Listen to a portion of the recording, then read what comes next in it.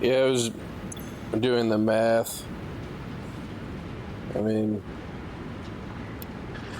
so 16.65 is how much turbo fuel I get from the system from turning off the last 3 generators. And if you want to adjust a machine to a new value of parts per minute, you take the new parts per minute that you want to set it to and divide it by the base parts per minute. And then you set the machine to that percentage. Like in this case, it was 0.8325. So that's 83.25%.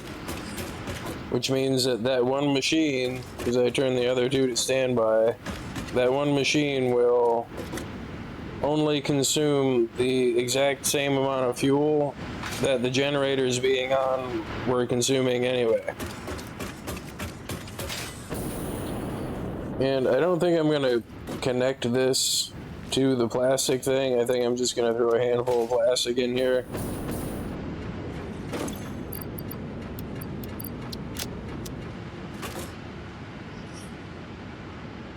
And just let it make whatever amount of plastic. Oh crap, I forgot the canister maker. Oops. Well, now I gotta tear out that entire thing to get rid of the plastic.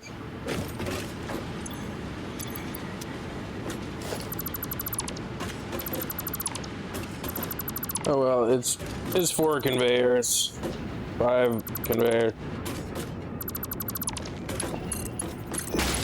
There's probably still some plastic in the sorter. Oh no. Okay, so forgot about that part. The canister maker.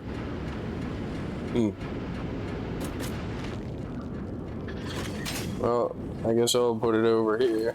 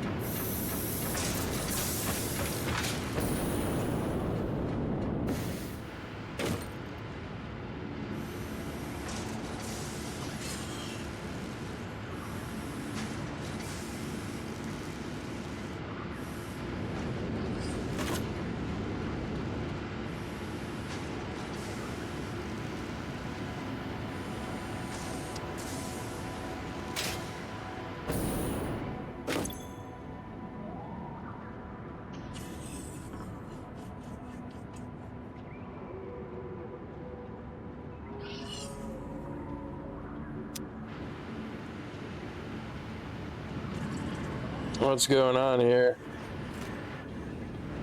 It's got power.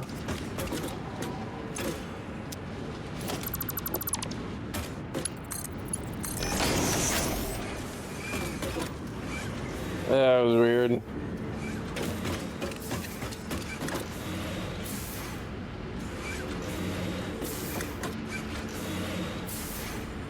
So for right now, I could just leave this the way it is, and if I need turbo fuel, I can throw a handful of plastic into the box.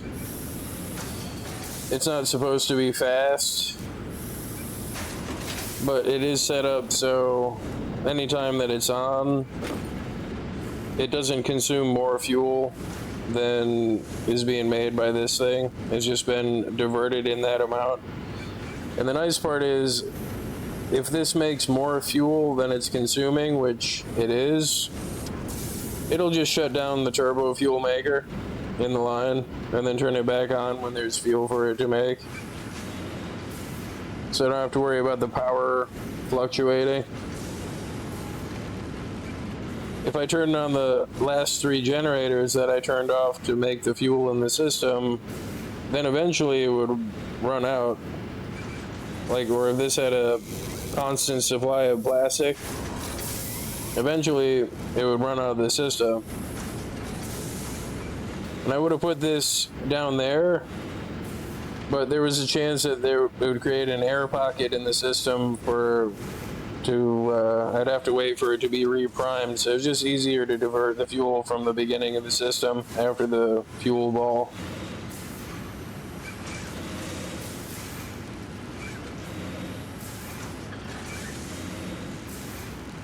The other way to look at it is I could turn all 3 of these on and just let it calculate the difference between the fuel ball when it finally runs out of canisters to get turbo fuel really fast. But the nice part is I still can do that, and it would automatically re-regulate itself back to being over full. And I don't have to adjust this one because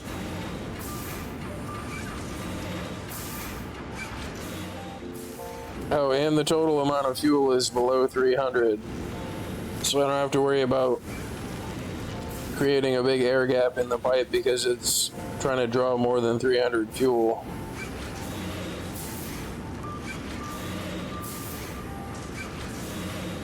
And this will only work until the fuel ball runs out, having all 3 machines on. But if I did want to have it go back to being a balanced system, to where the fuel just stays the same, I would just turn these 2 off. And those 2 are having the same the problem is, it's got to be the piece of plastic that was in the line in the sorter. Yeah, it was.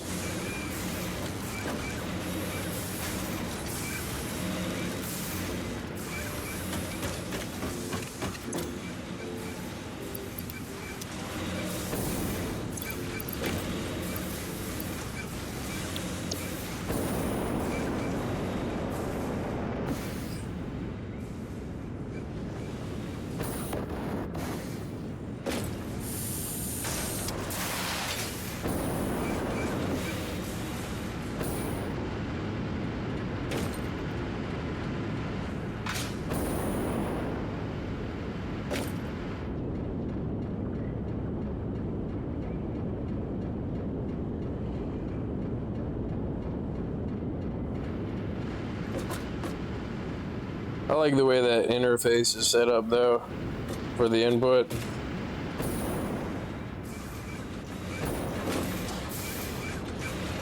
If you place the junction, first you have to connect a pipe here and then place the pipe holder thing on top of the splitter, but then you can delete all that and you leave the pipe and then you attach the junction to the pipe that's attached to the middle one, and then you can attach the other pipes to the junction and set this up.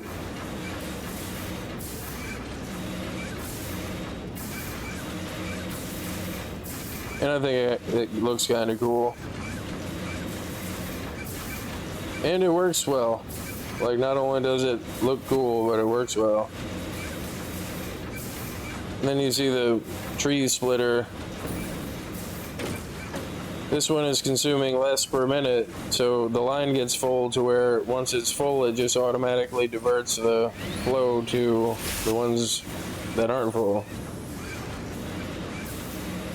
Oh, you can see the turbo fuel. That's kind of cool.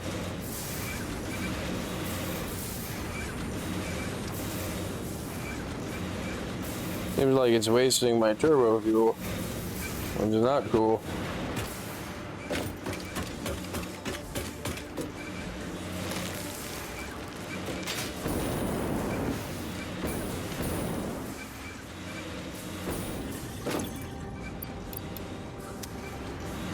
I don't know, I think I like the other fuel better. This one gives you more vertical, and it's faster.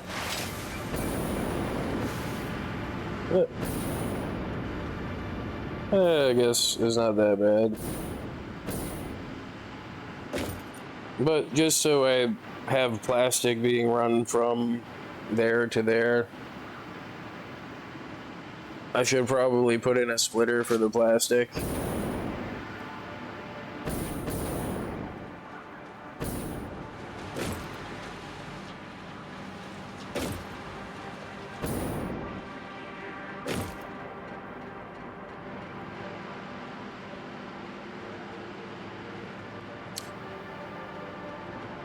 I think what I did, I thought this was a smart splitter, but then I realized that what I did was I put in an automatic overflow. Since it always diverts a portion of whatever's incoming back to the original line, it automatically has an overflow to it.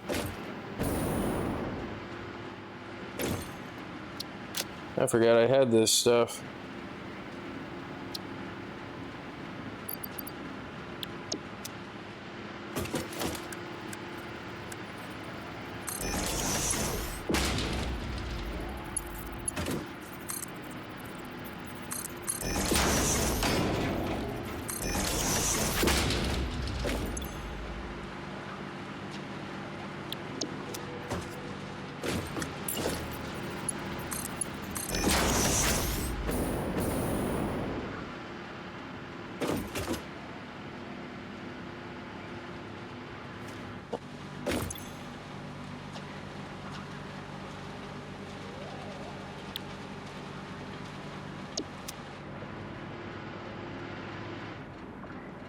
But yeah, doing it this way with a regular splitter that goes back into a merger, since it always diverts a portion of the stuff down the line, it acts like an overflow. Ah, crap, I turned on the turbo regular fuel packager too.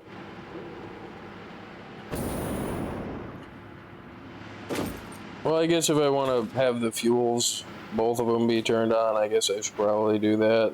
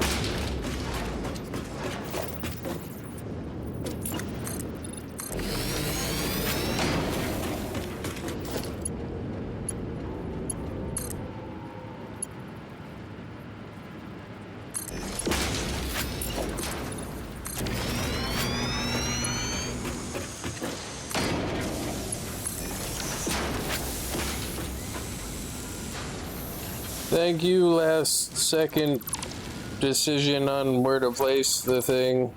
Thank you.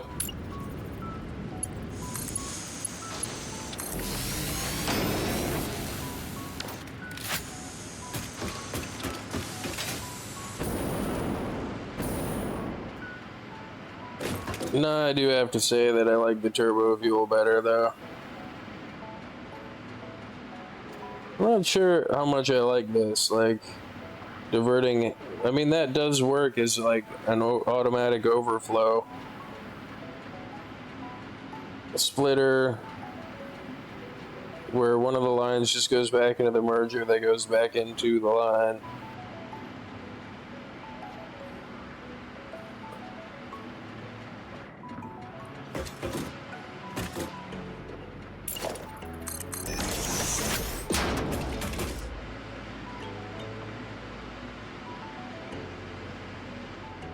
But I do want to send part of it back to the base for the circuit boards and computers anyway. In the meantime, I totally forgot about that box, and it was an overflow that was full. But at least now, if I want to turn fuel packaging on, it packages both the regular fuel and the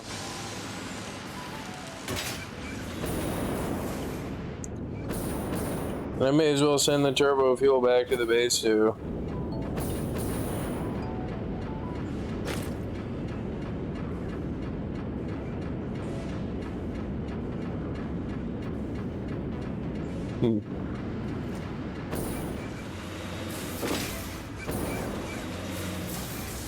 Let it self-regulate again. I don't think I have a turbo fuel sorter back at the base.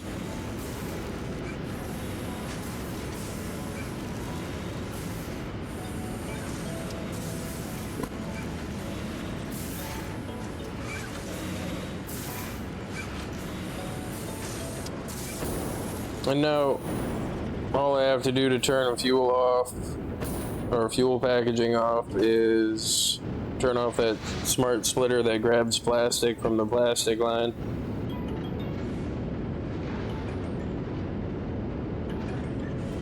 And I gotta merge this. So this, where here?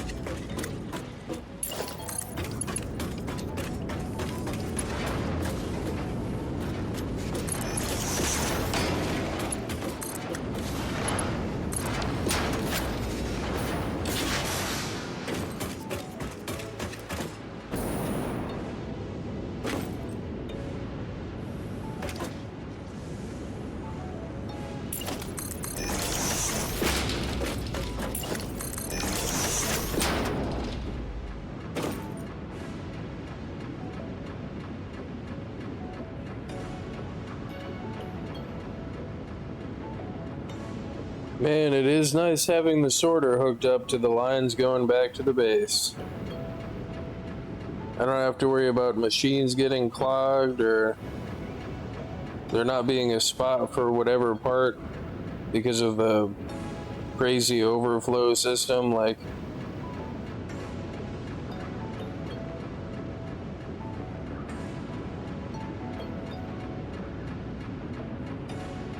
just make a few connections wherever I am in the world and run a connecting line back and just patch it into the sorter. I'm probably going to have to separate operating lines from sorting lines. But in the beginning, when you have to run plastic and stuff back to the base, like, or at least I have to, I can't not have a part back at the main base. Like, it doesn't make sense for me to sort it, but not hook the sorter up to the toolbox or the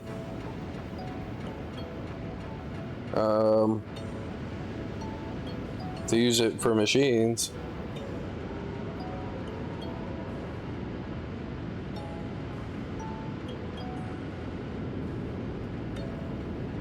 Usually just so like I have a machine making X amount of parts back at the base or X amount of parts being stored at the base.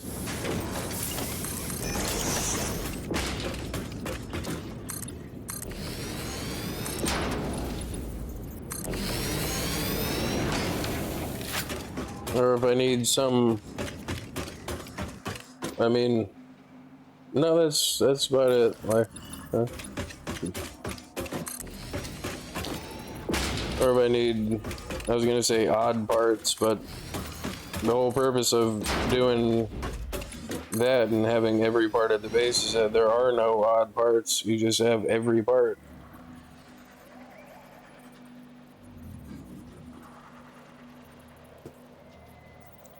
But compared to not having a sorter,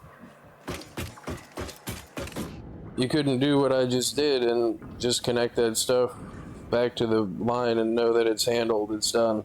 Like,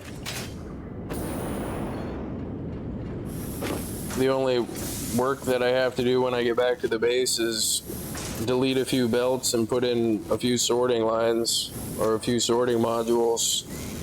I think I'm gonna make a fuel and a turbo fuel, packaged turbo fuel, right at the end where it makes the first turn. Because I've got this space now, is a platform. So I've got this made. I've got a handful of turbo fuel in my inventory. This is self-regulated. The packager is self-regulated, but I'm getting way less plastic back at the base because these are running. But I've got a huge tower of circuit boards. I've got 2 huge tower of circuit boards. I don't really care. And that overflow is dumping back into the line. So now I'm fine for right now. I don't need to make plastic. And while I'm thinking about it, and so I don't forget about it and end up with a tower of turbo fuel,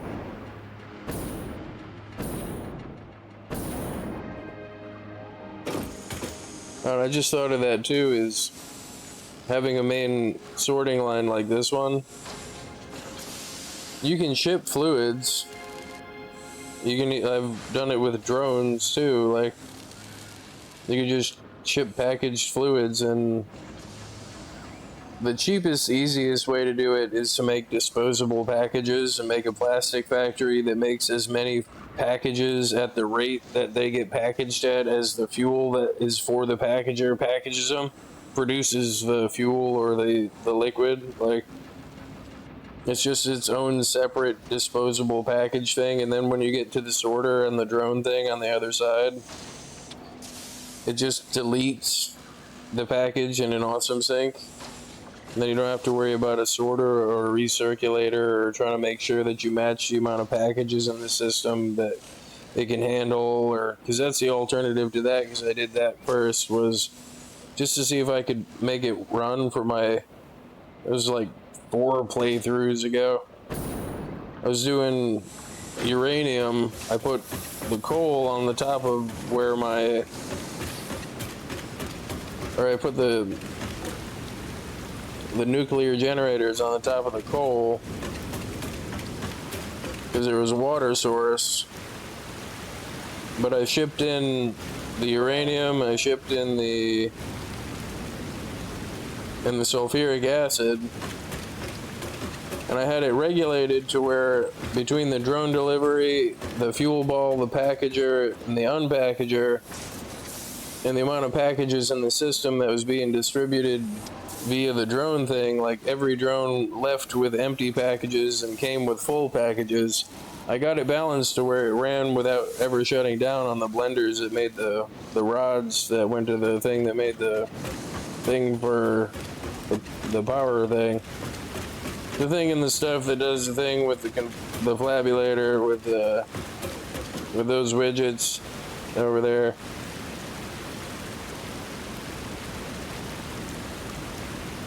Yeah, that stuff.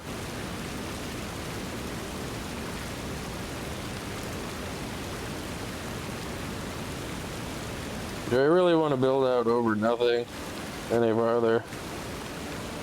Not really. So I think it's come time for me to put a platform a few blocks above where this is. And the easiest way to make sure that it's perfectly aligned is to just do vertical mode 4-meter cubes going all the way up to about where it seems like it's high enough, and then you have your platform. And it's perfectly squared to this one because it started from wherever you placed that one, because yeah. I still need to make a bullet factory. And I've already forgotten about turbo fuel. Talking about the proper ethical use of conflabulators.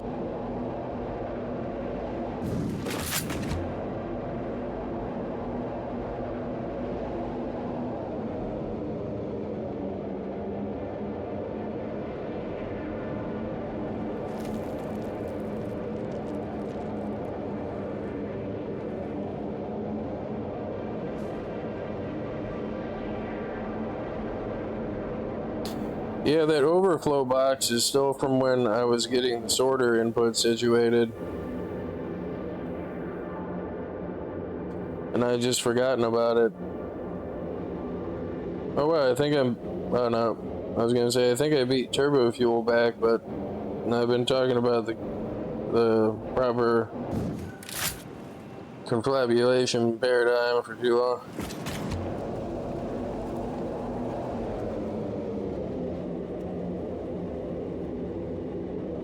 It might actually be a word, and I probably shouldn't be saying it. I mean, cromulent is a word.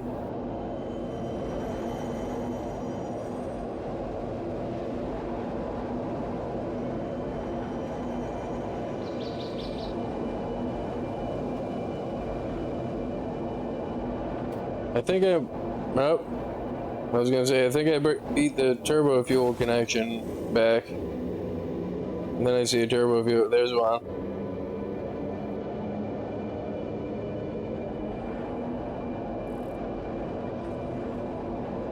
And I get back to the sorter, and everything is on fire.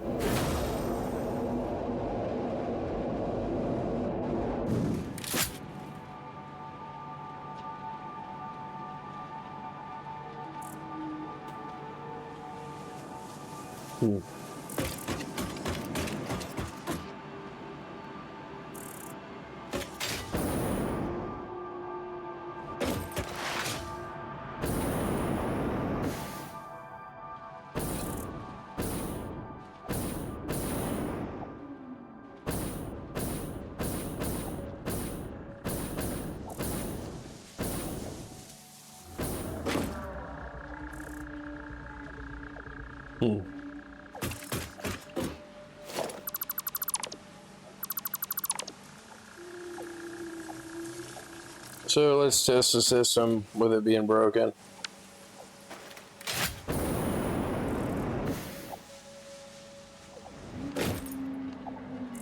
Yep, nope.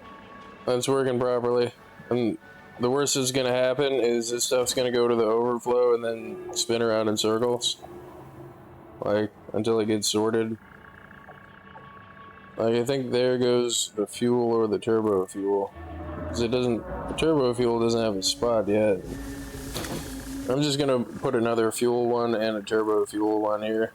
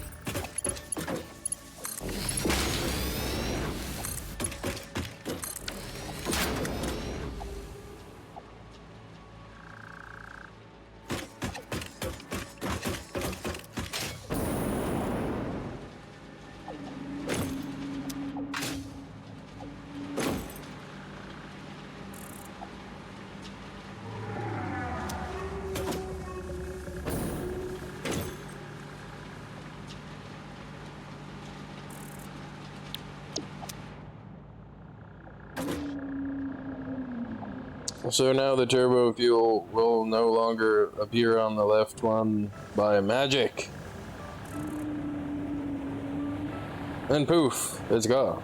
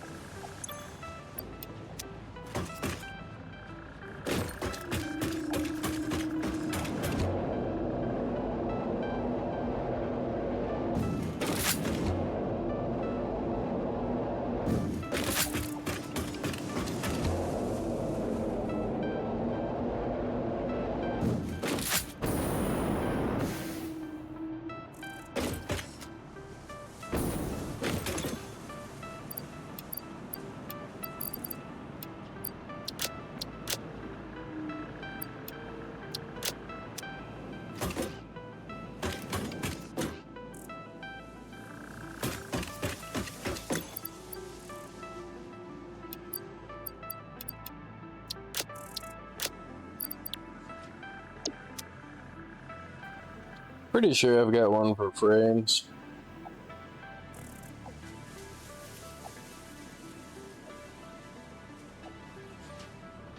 I don't think I missed one for frames. I mean, I could go look at the outputs.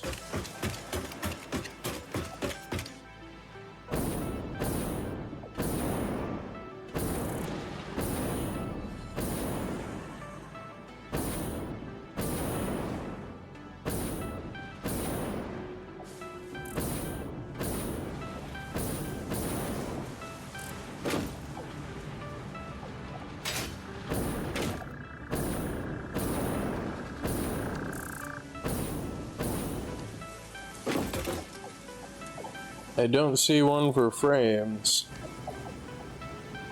Wait. No, it's pipes. Nope. I don't have one for frames.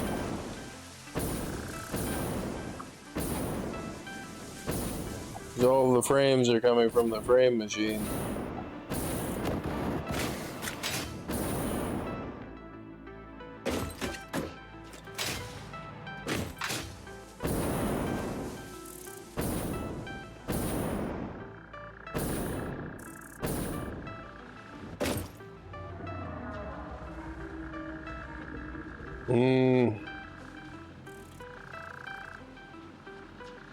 I also haven't seen any frames go through the box for which to test it.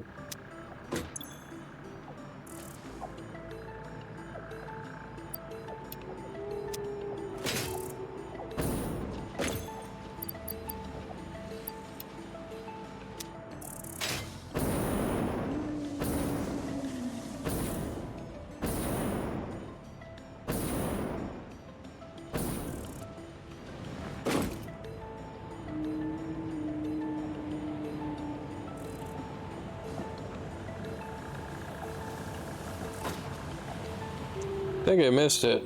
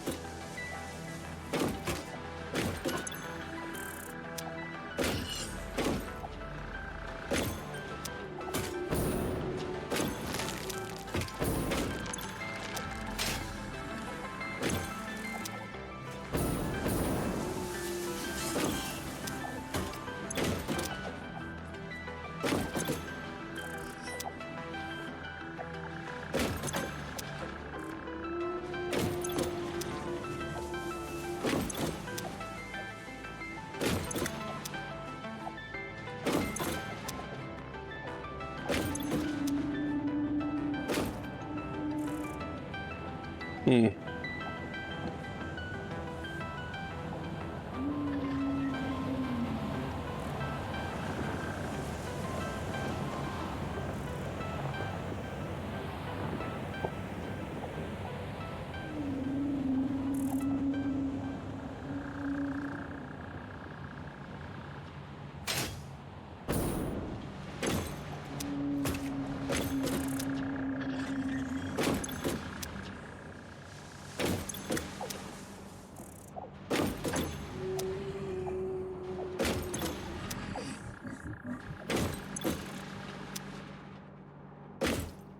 Okay, I do have something for frames, but it's not connected back to the box.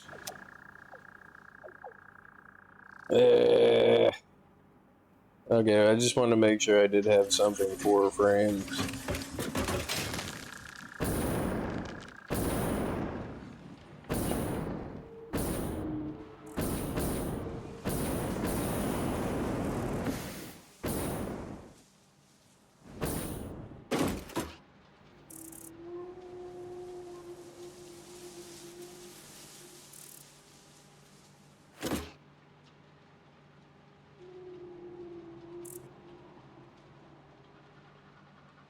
You know, I think it stopped making obelisks.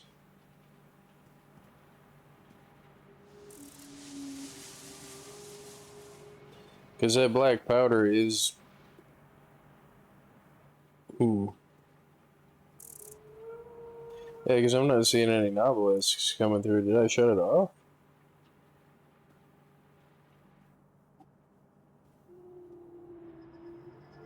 Hmm.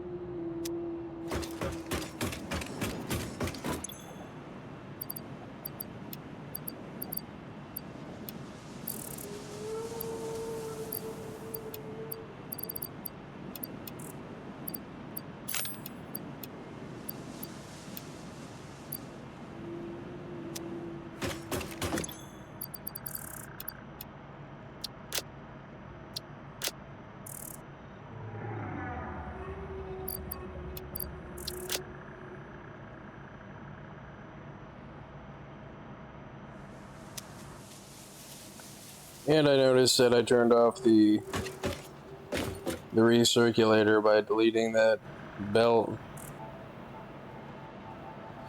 You can see why nobelisks are turned off. I think I might have just turned them off. Ah, that's what it is. You need... I don't know why they shouldn't be off.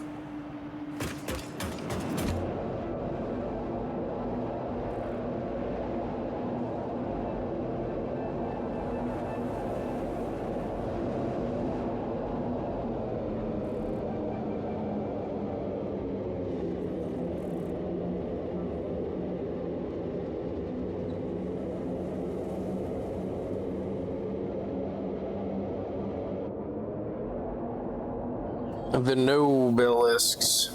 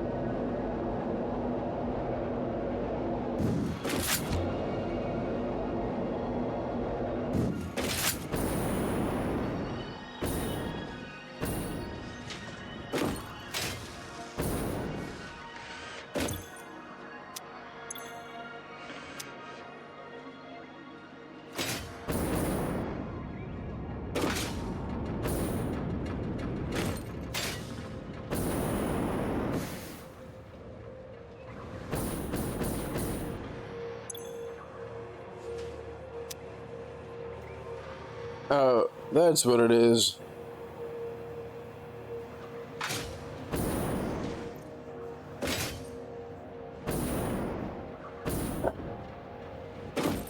I shut off all of the pipe makers to let it chew through the backlog of pipes. And because of that, I mean, I don't really need more novelisks. I just wanted to know why it was off.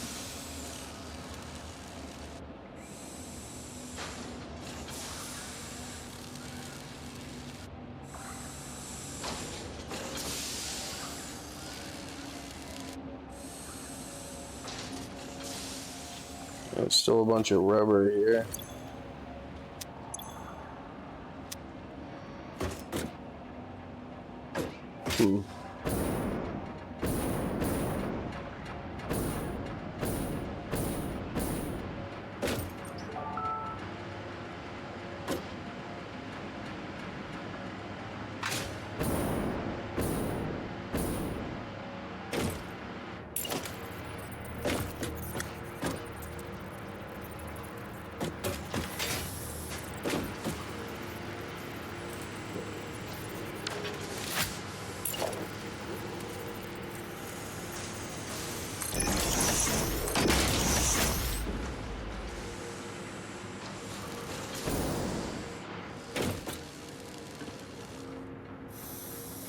This way I have some amount of plastic over here. So you need it for the Mark II pipes. And right now I don't think I have any stored plastic over here.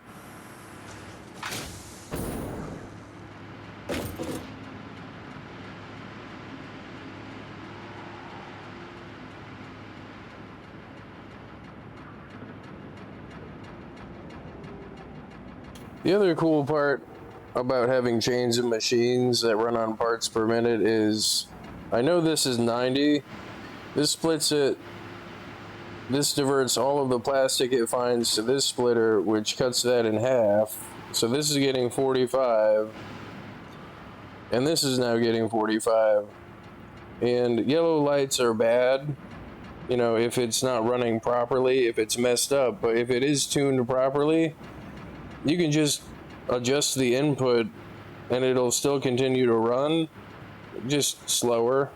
Like eventually, because of tree splitting and everything else, X amount of parts will be evenly distributed at whatever rate to whatever amount of machines, and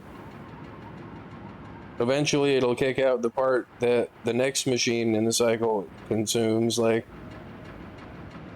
and then when I finally add more plastic to this line, everything will just go right back to normal, and I didn't have to turn anything off or adjust anything, or all because I turned this splitter to filter out the plastic through this section. And everything from that point is still automatically self-regulated by path of least resistance and tree splitting. Sound like Foamy the squirrel.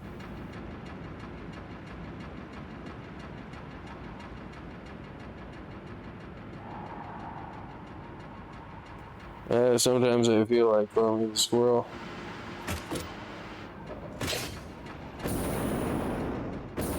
Okay, so the Nobelisk thing is fine. I still have the leaning tower of steel pipes back at the base. But the nice part is I have more machines consuming the steel pipes now. Now I guess I just have to put in plastic. And if I don't think about what I'm gonna do, I'll mess stuff up. Like, I can't just go do stuff without thinking about it. As boring as it is, and like, it is arguable that I should either edit this part out or not record it in the first place. But like, I can't play the game and think about stuff without playing the game and looking at it to think about stuff. And that looks so cool. That distributes the potential 480 of compacted coal into the machines that only produce enough compacted coal for turbo fuel by itself, and then another set that produces it for black powder, and then another set that, yeah.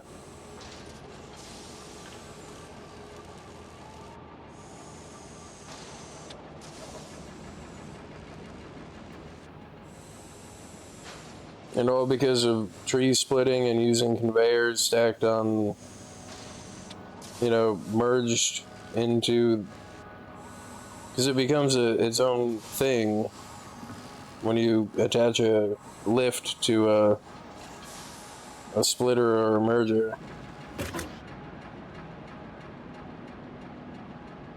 And you got the fuel pipe doing the worm across the thing. But yeah, all of this only works if this planet is right there. And my mood ring is a certain color. It has nothing to do with math. It's well, that planet's here. It's gonna shut down.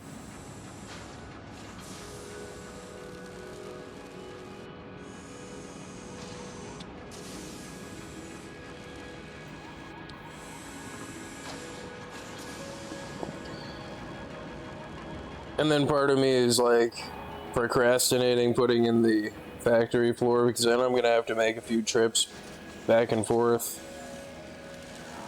which I could procrastinate and do that because I'm not really like in a hurry.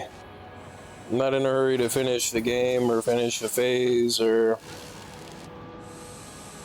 I have like 4,000 something power that isn't being used. I need to make batteries. It's probably what I should do before I do anything else, is probably make batteries.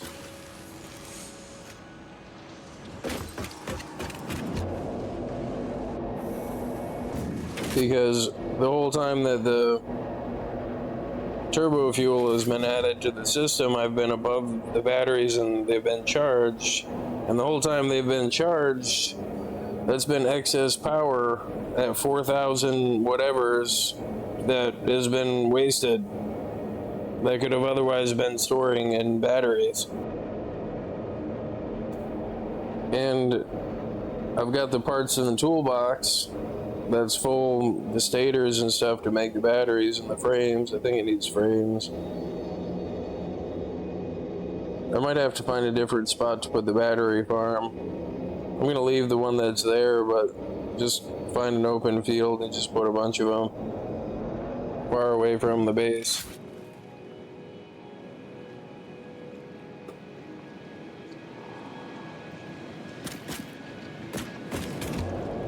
And you know, I mean, having the 5 batteries in a set is cool, but since I've got the larger blueprint thing, I should probably make an all-in-one battery cube. That's probably what I should do.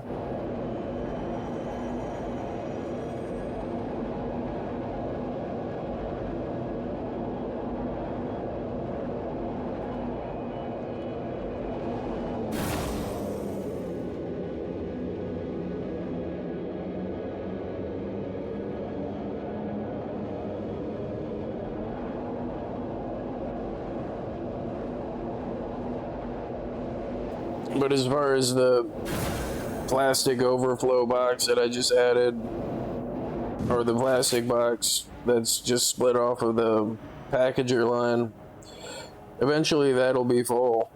Like, and then it'll automatically divert the flow of plastic between the 2 packagers. But I really don't need a lot of fuel, and I really don't really need it fast either, so.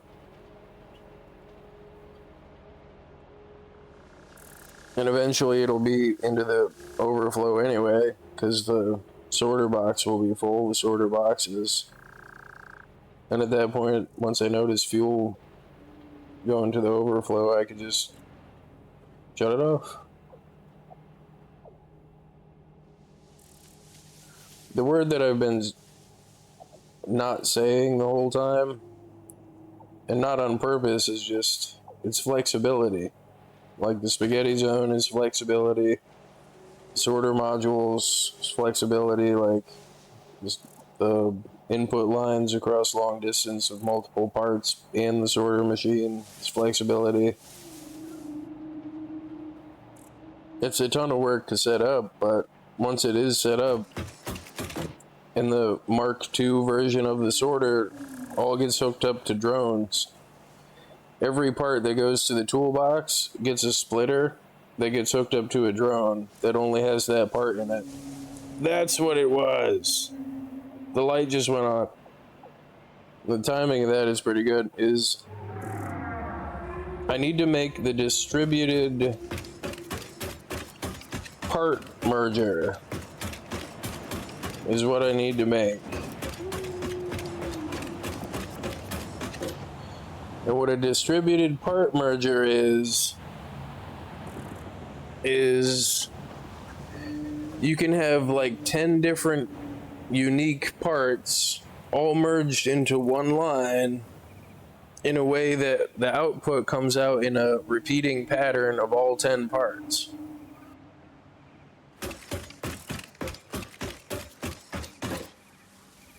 Which, instead of requesting 10 drones with 10 different sets of parts, you can request one drone that has, like, you know, plates, rods, concrete, you know, like the foundation building drone. And the cool part about the drones and the sorter and having each one hooked up to parts, or the combination parts, is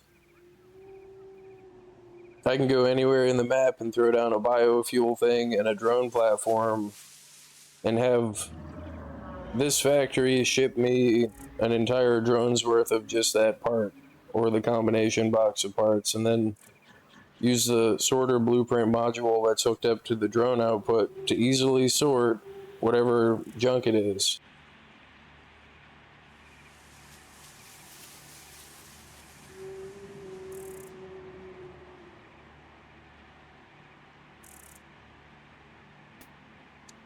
So yeah,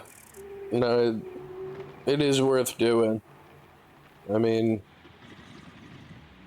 I have yet to fully achieve doing it though, because again, in the last playthrough I was playing it and it was update time, and I was just putting in the drones. I just finished running the lines for like 16 drones off the part boxes without a sorter, only using the outputs of the dead end boxes, and it was update time.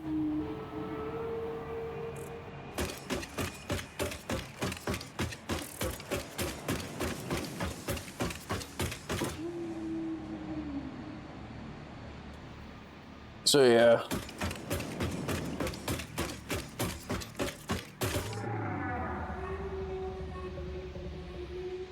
What should I do first? The battery thing, probably. Which the battery thing is easy. It's just a bunch of batteries stacked, on platforms with batteries. But then compared to in the short term, it's just easier to do the rows of 5 batteries someplace without platforms or anything else. You just, throw down 5 batteries, connect the power pole, throw down 5 batteries. Plus, you don't need a crazy amount of stuff in your inventory every time you do the blueprint, because it's a cheap blueprint.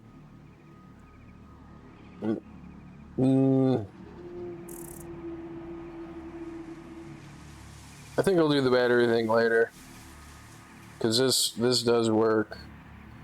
And I'm looking at this field where there's no nodes, and I don't really plan on building anything. No, this is going to be the battery farm.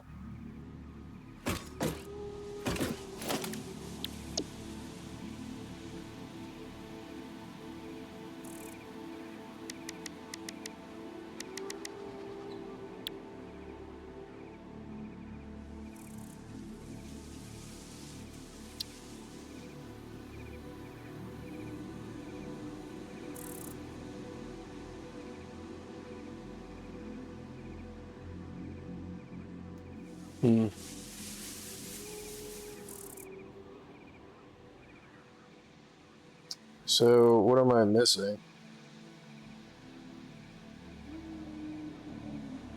A bunch of wire.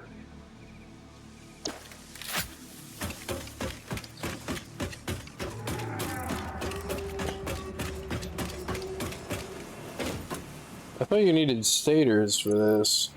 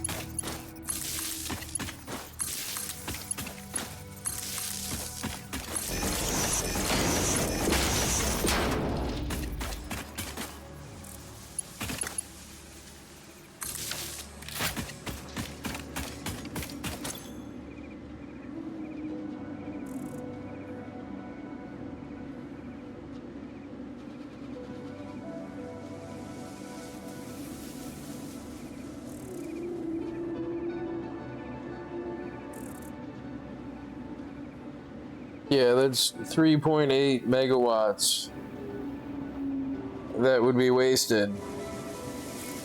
That if it ever comes time that I would need a battery, that I wouldn't have because I didn't store it. How long is it going to take to charge? Probably not very long. About an hour, 20 minutes.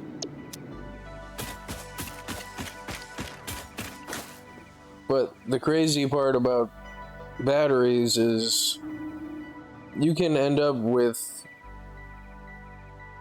practically as many batteries as you can build. You're adding more power to your factory. I mean, it's a limited amount of power, but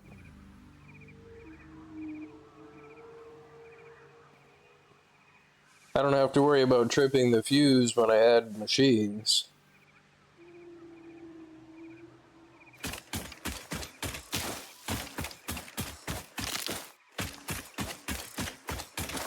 I kind of want to add a few more of them. Maybe another 10.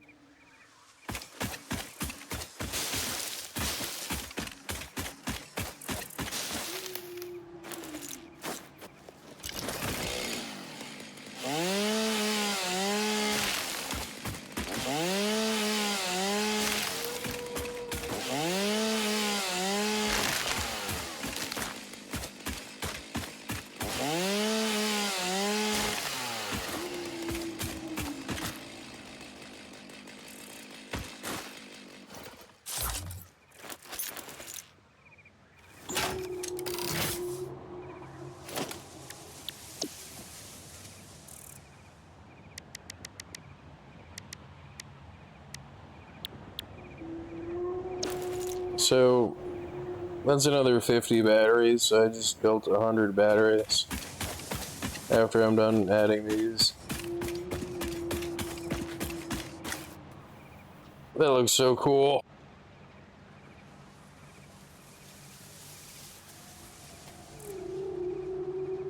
And anywhere along this line, I could add a merger or a splitter or anything.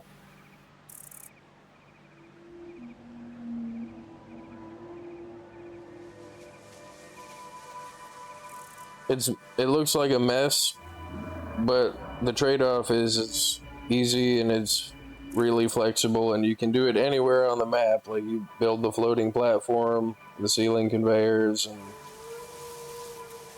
a lot of use of the conveyor lifts.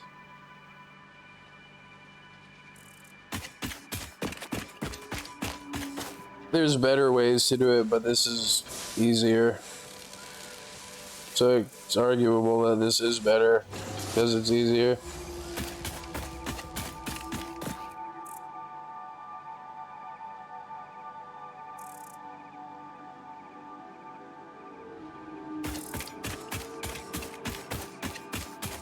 Gonna send you to the spaghetti zone, Jimbo.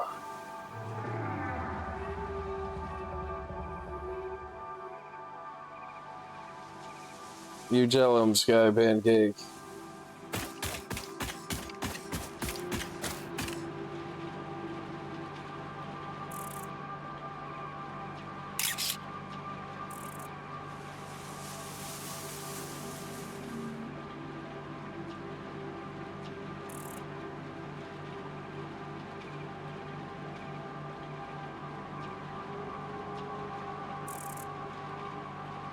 What is it? Conveyor System by MC Escher.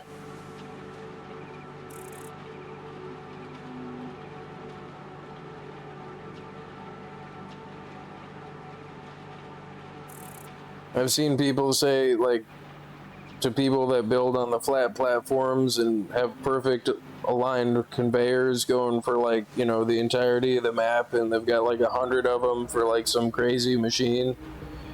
And it's like, they say use the third dimension.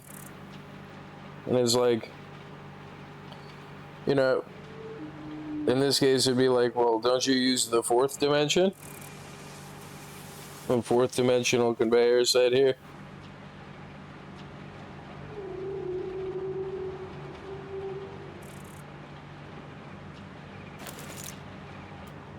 But yeah. The craziness of how crazy it looks, I think it's pretty cool.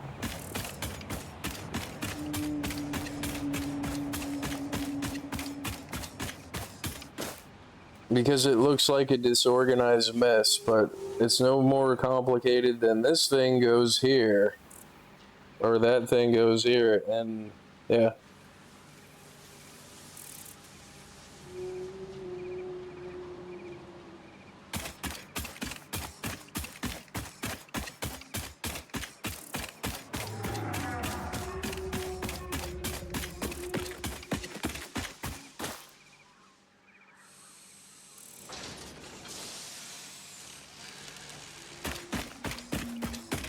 Yeah, I forgot what I was doing. I got distracted by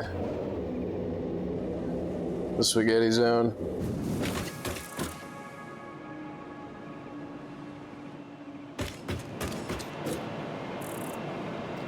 It's so shiny.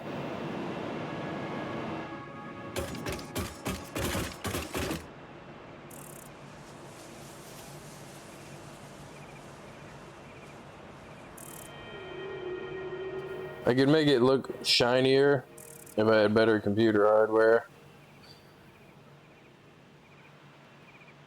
As far as I know, which could easily be wrong, the best way to do video recording and encoding is to have the computer that plays the game and have a chip in it that outputs the video to another computer that uses a chip to use that as an input and then record, or then do the encoding on the other computer.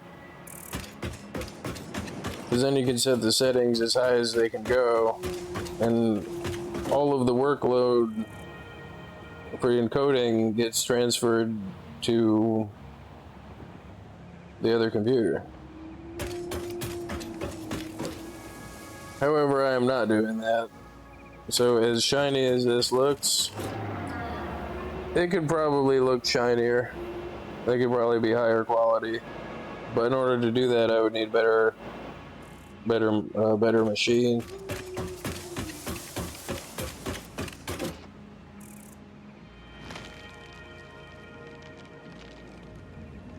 And eventually I'm gonna find the hog thing that took my stapler.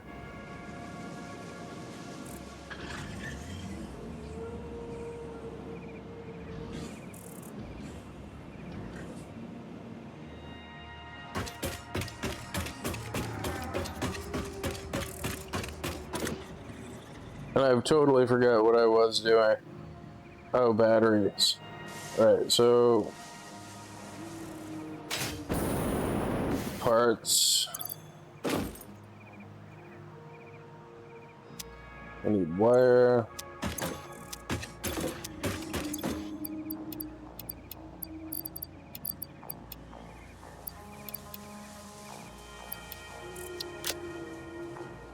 Frames and beams.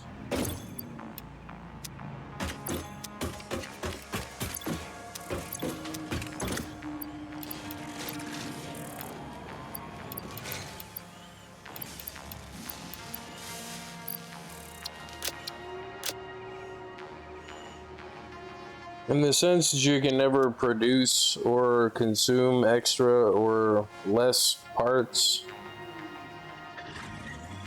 it's only because you set the machines incorrectly that you have extra or too few. The same is true that these parts in the toolbox are not extra parts and that they're going to be used for something.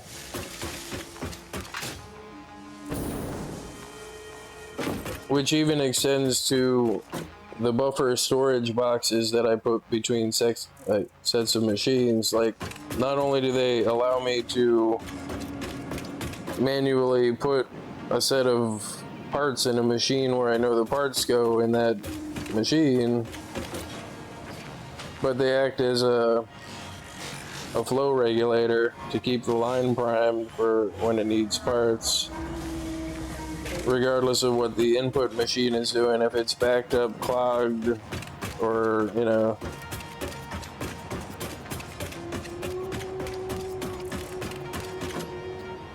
But yeah.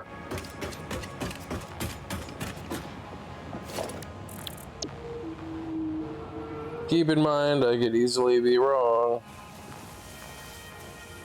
about any of the stuff that I say, so I'm not an authority on the game, nor am I really trying to be.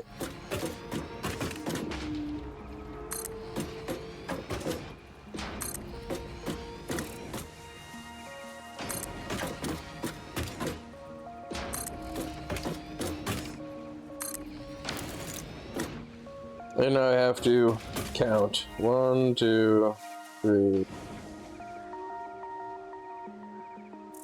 One more.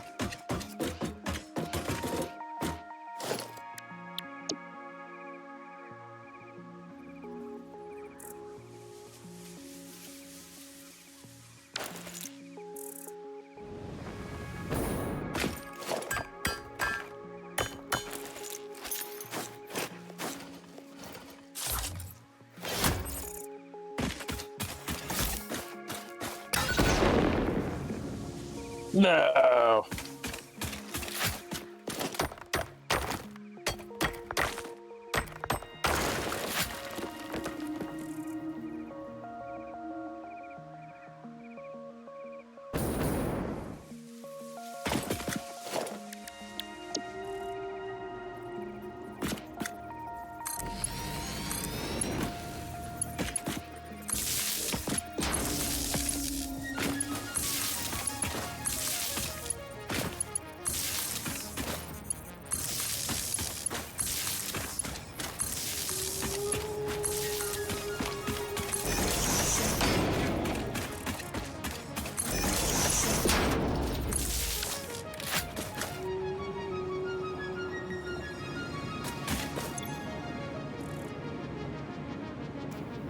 Okay, so that's a potential of 16,000 megawatts of power.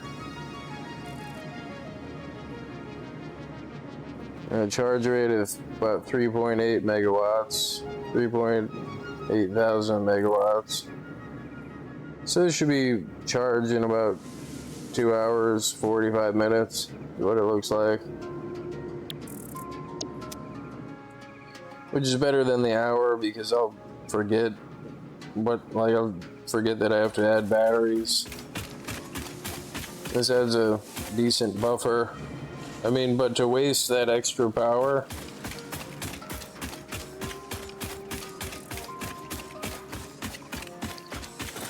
plus I only put in power stations when I really need them. And this allows me to be lazy and have the flexibility to do that.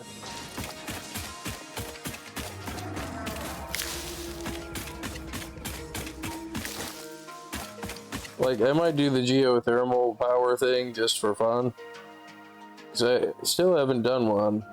I still haven't made a geothermal power station.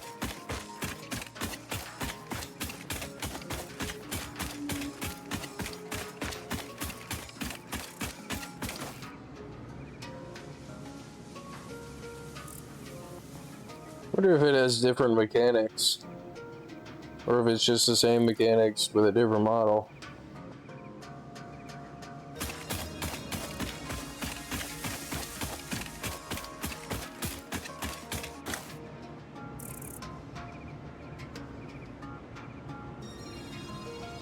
You know, like, is it the fluid mechanics mixed with the solid mechanics, or is it just the fluid mechanics, or...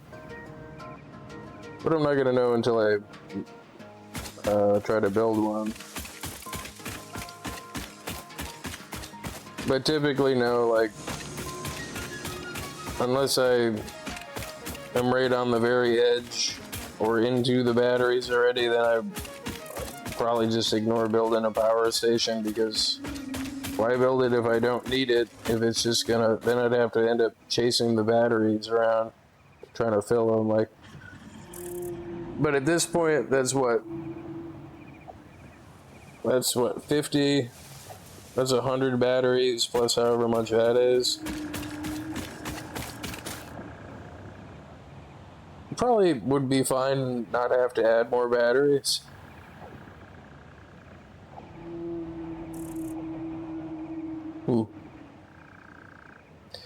I mean, this at 4,000 megawatts at 16 would take, what, 4 hours to discharge completely if the power was entirely off. But since it only siphons off of the batteries as it dips into the batteries as the consumption goes higher than the power, it would probably last. Yeah, I probably don't need to put in more batteries. Thinking of Rare Parrot. Thinking of having to chase the batteries to make sure they're charged. I think I hit the point where I don't need to. I mean, a stored 16,000 megawatts is probably good. At least for a while.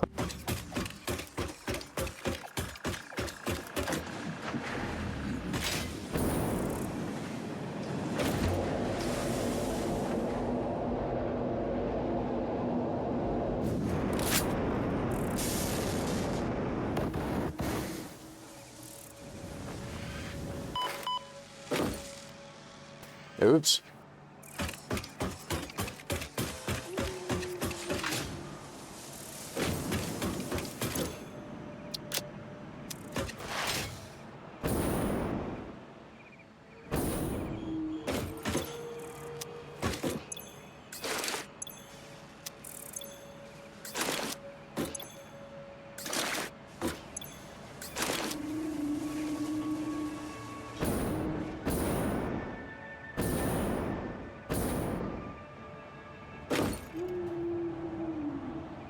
But yeah, all those other part boxes from the sorter, I don't have toolbox boxes for either, so I'm gonna have to add those.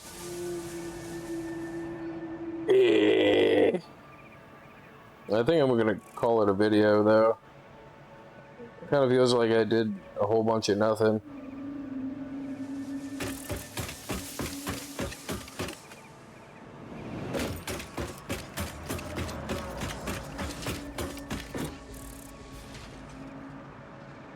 Ooh.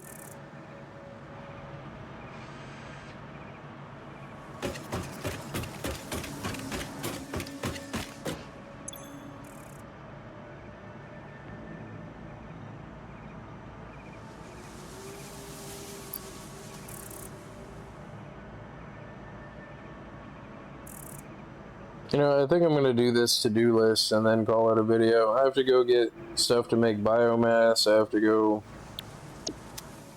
get a handful of mycelia.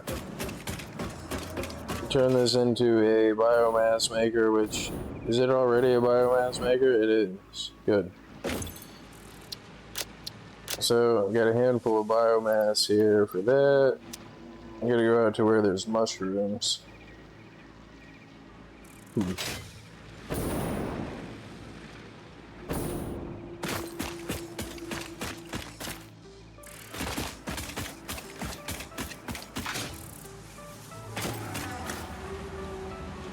Do you ever get turned around and lost in your factory? Me too.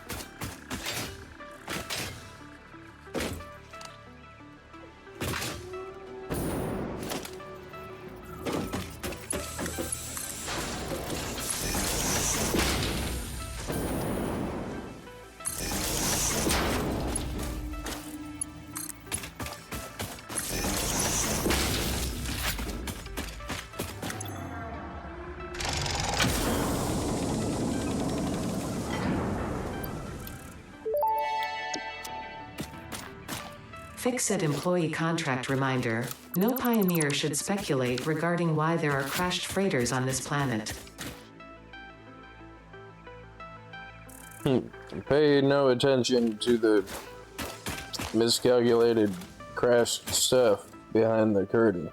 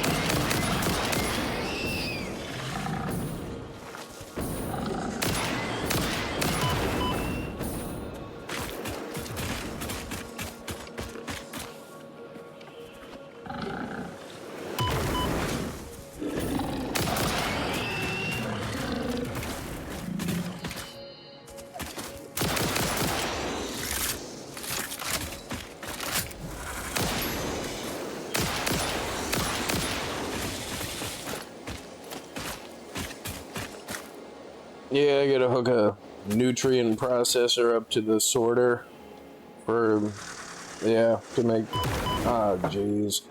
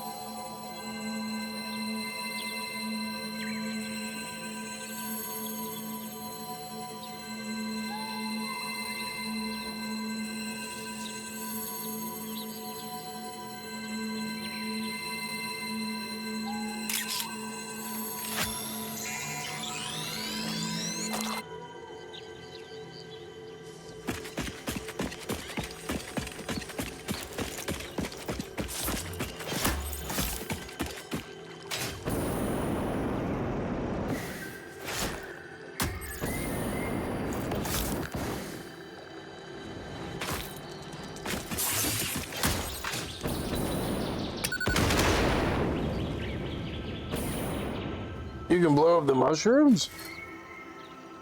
Moose?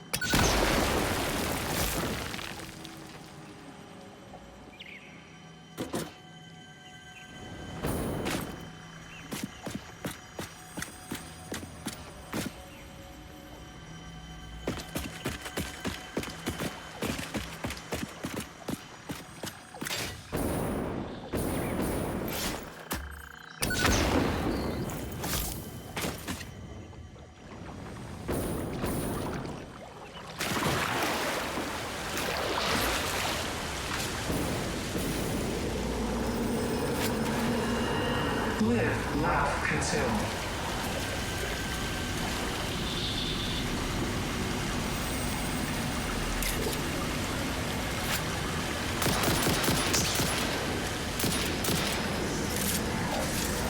Consume.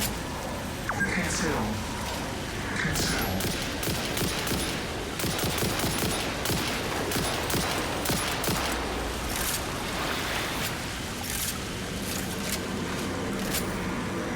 Be appropriate.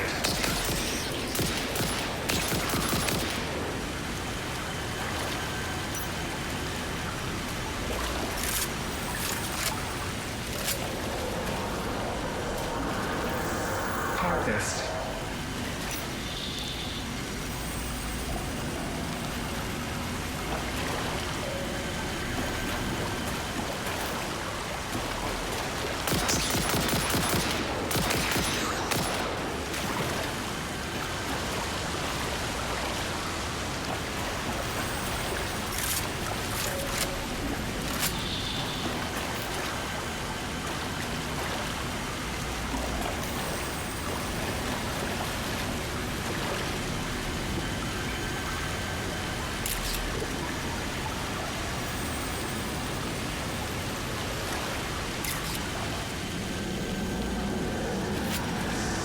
Witness.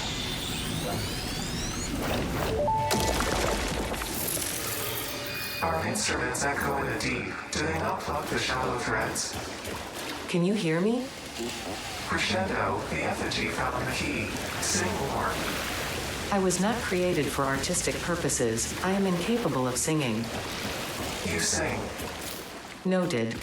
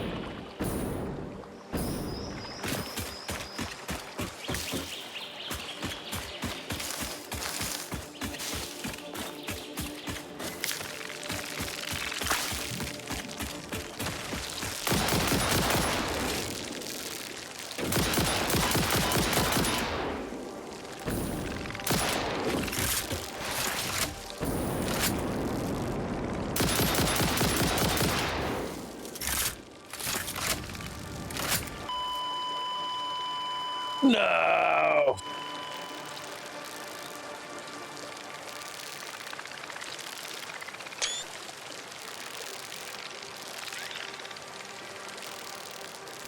Yeah, I ran out of the fuel a little sooner than I thought.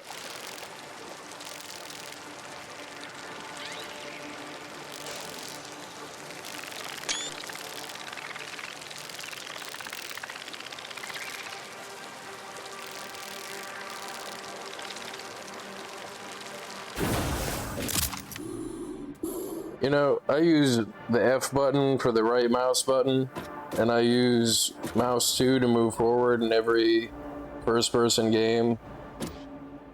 Well, pretty much every game. So that means that my left hand is free to push any key on the keyboard while continuing to move forward. And I can control pretty much any shooting game with just mouse 1 and mouse 2.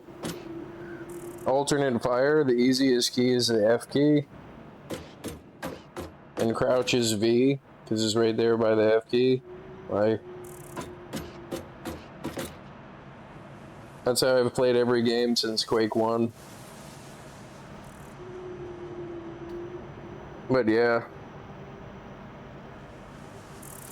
Man.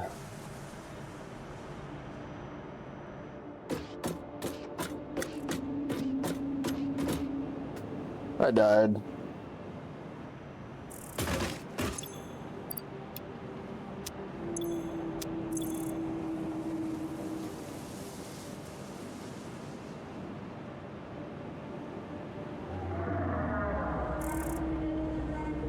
The reason that I mention that isn't just some disconnected, no reason thing, is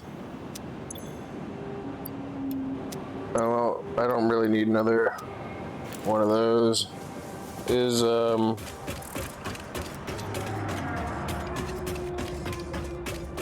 it said press F to respawn, and the reason it says press F is not the meme, you know, press F to pay respects, but it does resemble that by accident. But I use my F key for the alternate fire. But the weird part is, it says F key, but when I push the F key, it does nothing. It still expects it to be mouse 2. And this isn't the only game that does that. They'll let you change the bindings on stuff for what they expect mouse 2 to be, because everybody uses mouse 2 for all fire. Like No Man's Sky does that too. Practically every game where, like, you're not actually changing the binding in every sense of where they look for the binding. Sometimes they just assume it's mouse 2. In that case, that's what happened. That's why I said press F to respawn. But when I push F, it does nothing. But when I right click, it respawns me.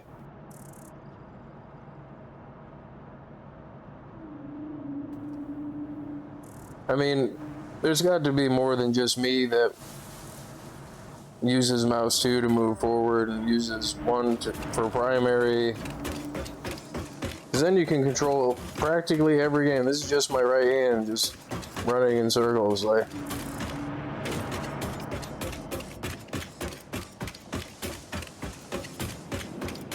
I was just, right now I'm itching my forehead to get, while I'm running around doing stuff.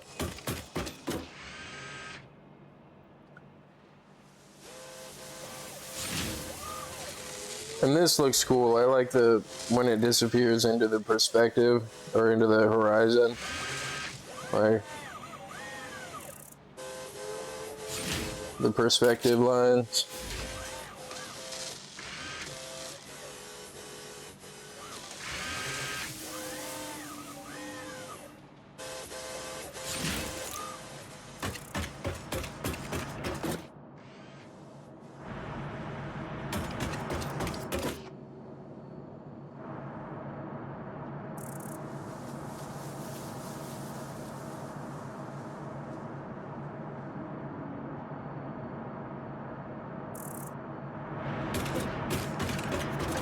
Or run.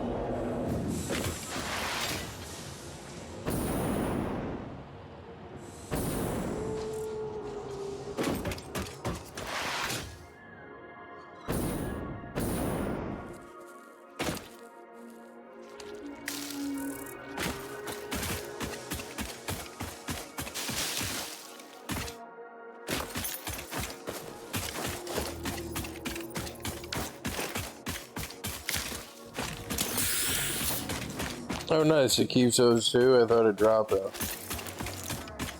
For whatever reason, I thought it.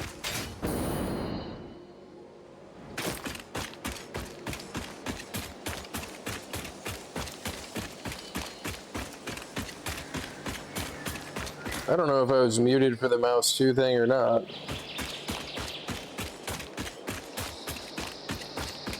But I'll do like a... Okay, so there's quartz. That's where my death crate is. I'll do like a quick version of the mouse 2 thing. I use mouse 2 to move forward in every game since Quake 1. And I'm probably repeating myself, but I'm not sure if I was muted or not. But when I died before and it said press F to respawn, and it resembles the press F to pay respects, I didn't do that to be funny. And when I push F, it doesn't work because the game developers expect you to right click, and they're not the only game that does that. Practically every game has some case where they expect mouse 2 to be right click, even when the binding has been changed and even when the display on the screen is for the binding, which is F, but when I push F it doesn't do anything. And I think it's funny that when I die in this game it says push F to, you know, pay respects, push F to respawn, and when I push F it doesn't do anything. But I wasn't sure if I was muted or not for that.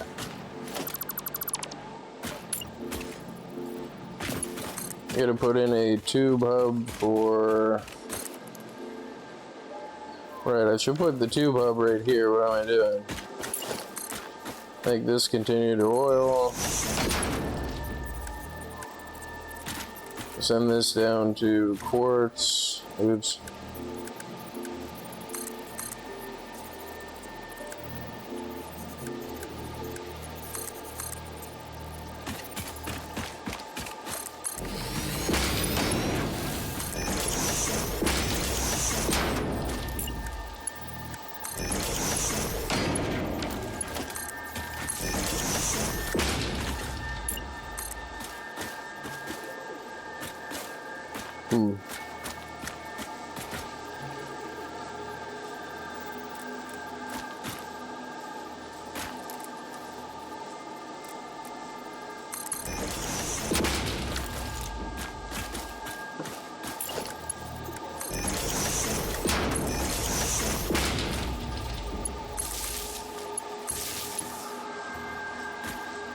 Should have power lines over this way.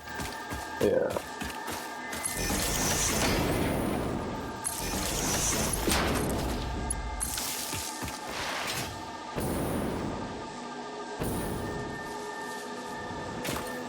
And I made that face the wall so it shoots me out this way instead of down the hill.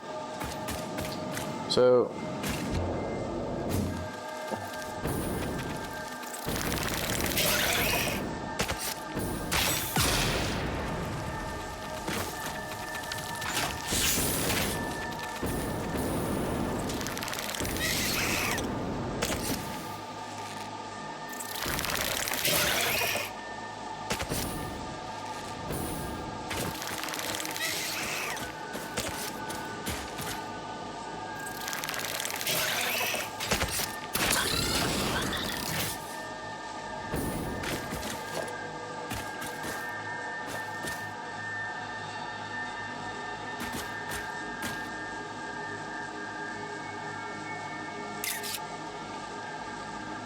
and even in camera mode, it expects right mouse button to be alt fire and not move forward. But when I push W, it doesn't move forward because it unbound it.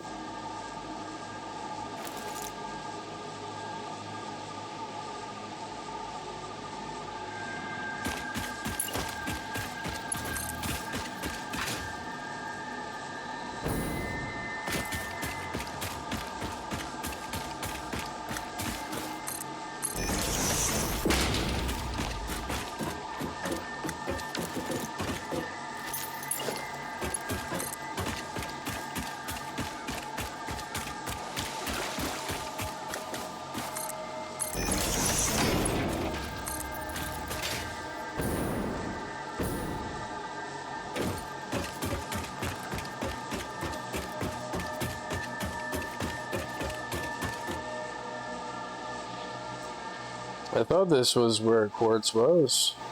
I was wrong. It's over here. What am I doing? Oh wow. Yeah, I'm way far away from where quartz was. I saw this thing, and I thought this was a platform to quartz, but no, it's just some exploration randomness I did. Oh crap, now I gotta delete all that stuff.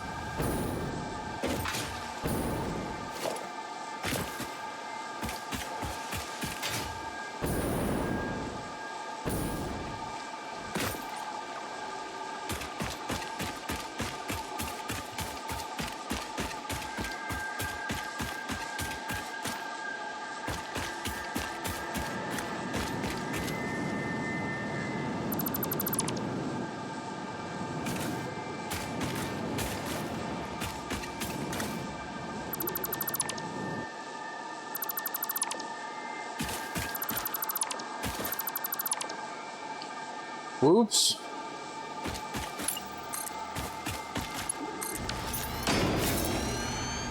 I don't think I've got enough space to come back for my... I'm gonna have to come back for the death crate. I should probably grab bullets out of it though.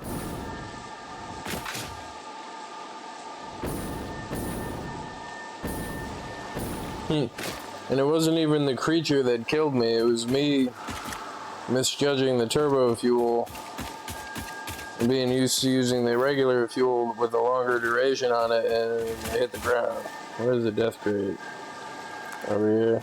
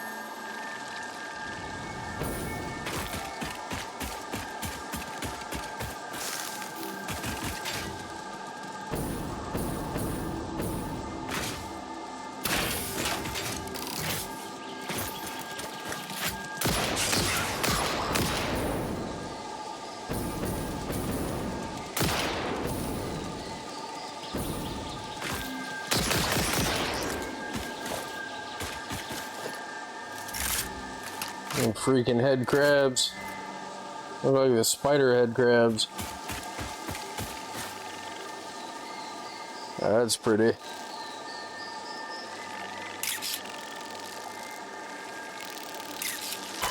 Oh wait, it's those things. I'm like, oh, look at those.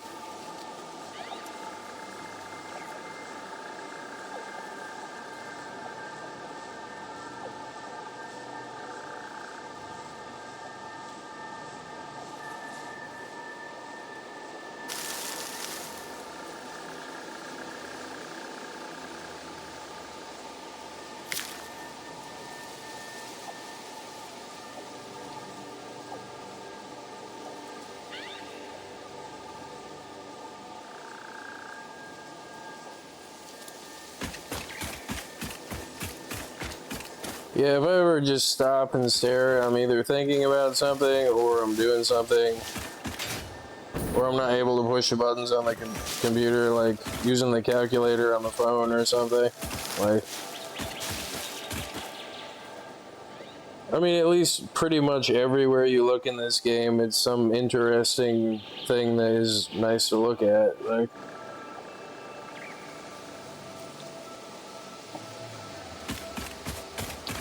so I need to go back over to the tube and make a hub going over, like, I'm not sure if this would be the closest place to put the thing. I think I should probably go down the tube farther.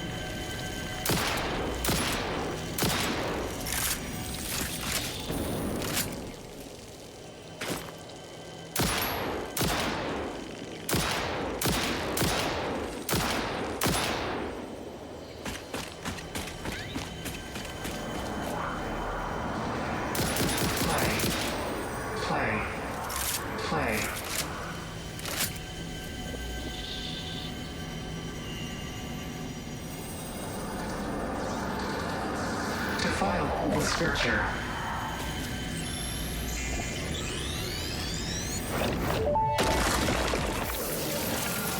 Your mimic tapestry grows in the shallows and the clouds, but not through the windows. What is your root? I have no roots, nor do I operate on windows. But perhaps you mean something akin to the human saying, "My point of origin is Earth. I was created by specific individuals of the human race." Incompatible music. Did I say something wrong, or did you not understand? You cannot be shallow deep. The ripples you cast into the void have no skin. It seems I may have said something paradoxical. Interesting.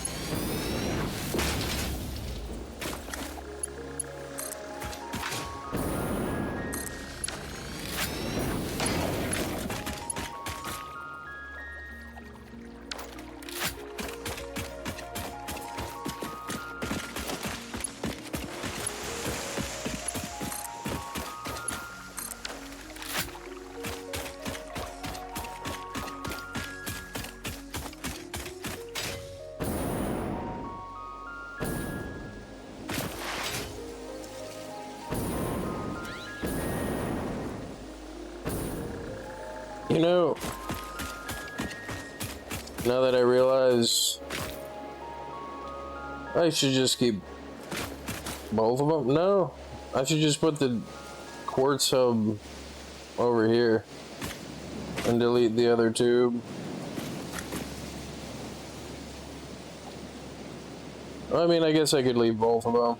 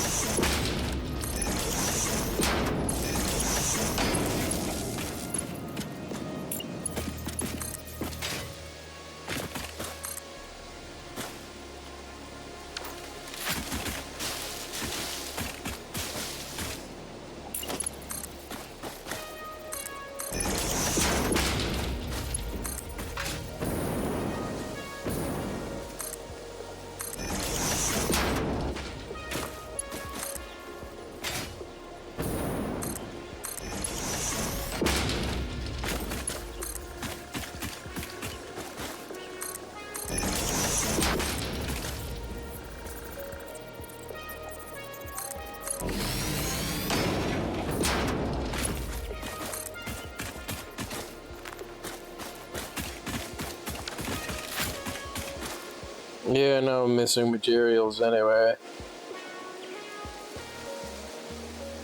I mean, no, I should just remove that, because I've already got the tube broken here. And having two of them doesn't make sense. I mean, I could see if there was another, like, point of interest or another factory or something out where this one disconnects, but it connects up and down the hill, and I forgot about sulfur. Already does the disconnect anyway.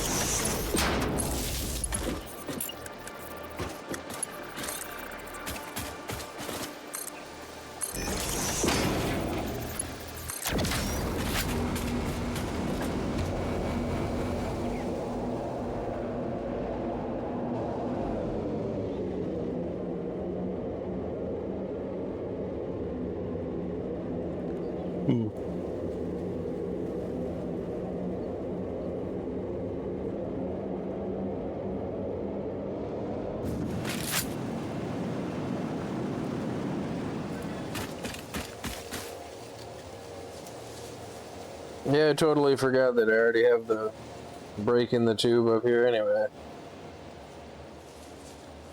While I'm out here, is there anything that I should do?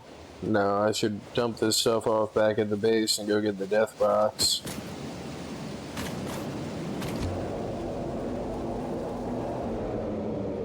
I did just come out here to get my cilia to complete that thing on the to-do list and then end the video. But oops.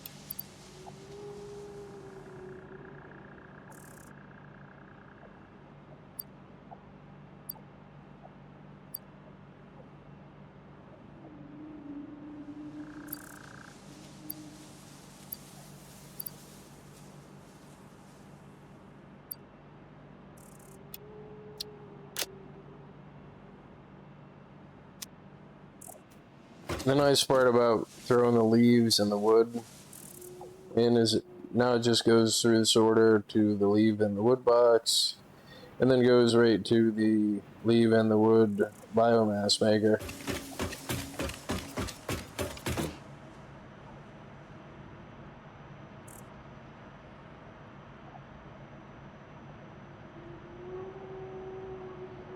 I still gotta set up the nutrient thing from the food boxes, which I tried to cluster all those together.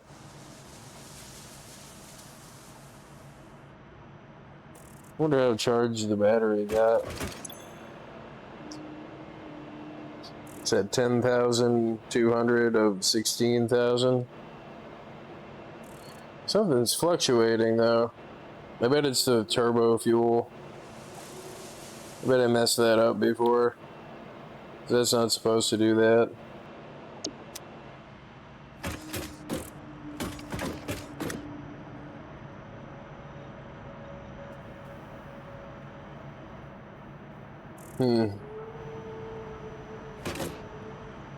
Jeez. I gotta go get polymer anyway. I still need to go get the death box. I don't know if I have enough space to get the stuff from the death box. The death box is closer to oil than here, though.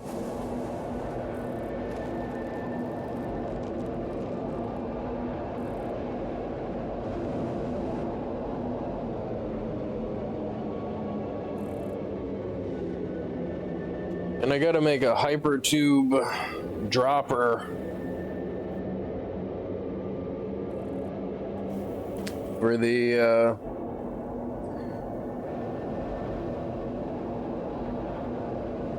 to get out of quartz, like, but the problem with that is you spend almost as much time going up the tube and out the tube to get momentum to go up the hill than you do if you just got in the tube and slowly went up the hill.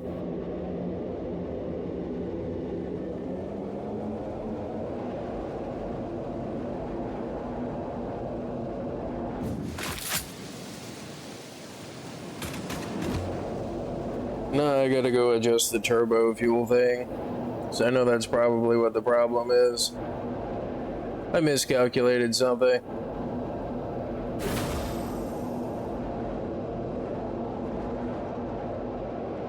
I didn't, well, it might be the regular fuel too.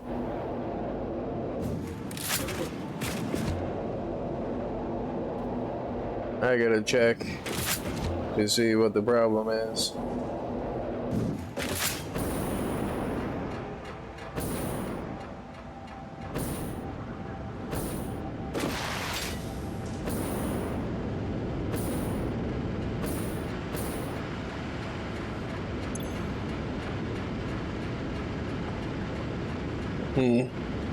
Yeah, no.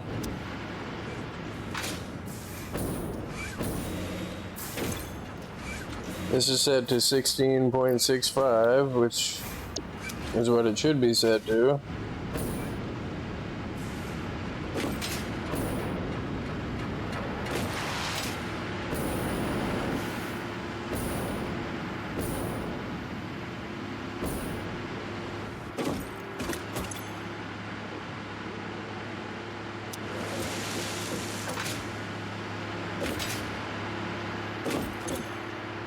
Seven and a half times 2 would be 15.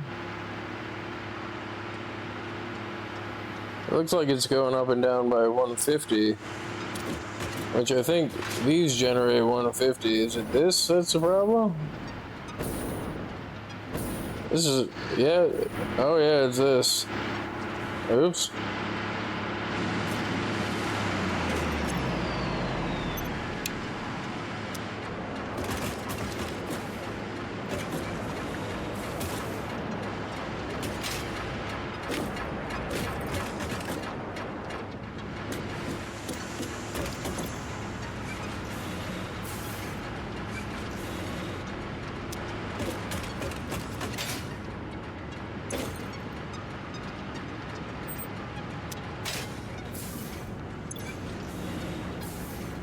33.333.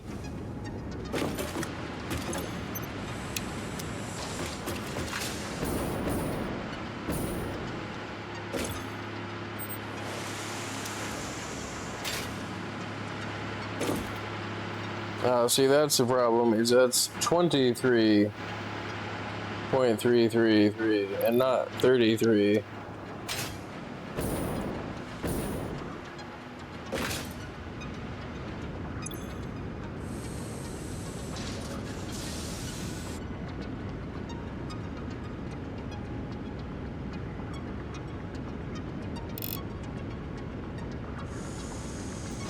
So 23 point, no, right, no, that is 33. Wait, that's 20, and that's 13.33. That should be 33.33.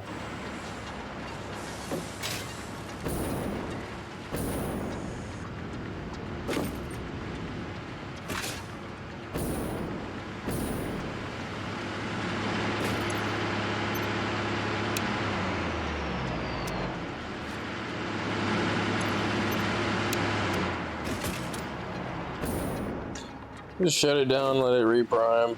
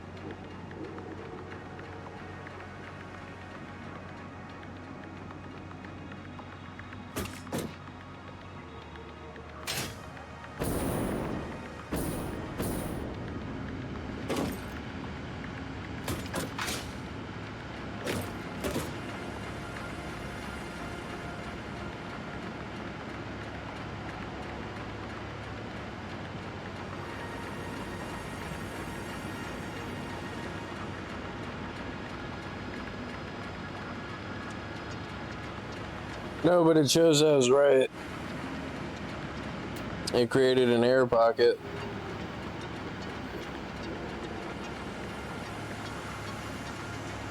At the end of the line.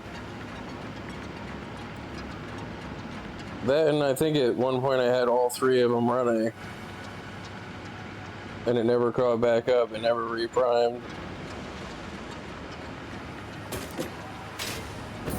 the other one caused an air pocket in the fuel bubble, or in the fuel ball there, but didn't cause the machines to fluctuate.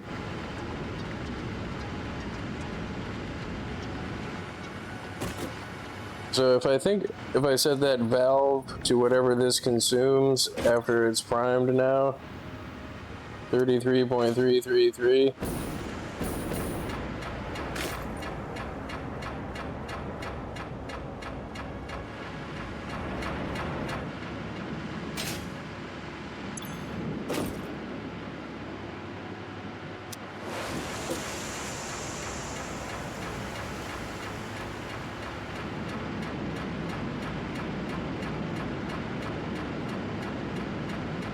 But then it can only ever consume, I mean, it should only ever be able to consume however much is in here, but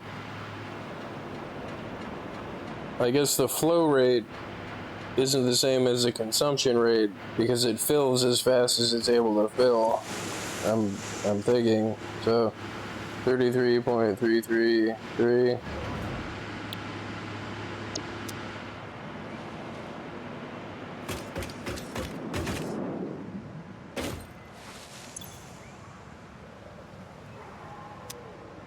And just because I can now, and I've got valves, I'm putting in the valves.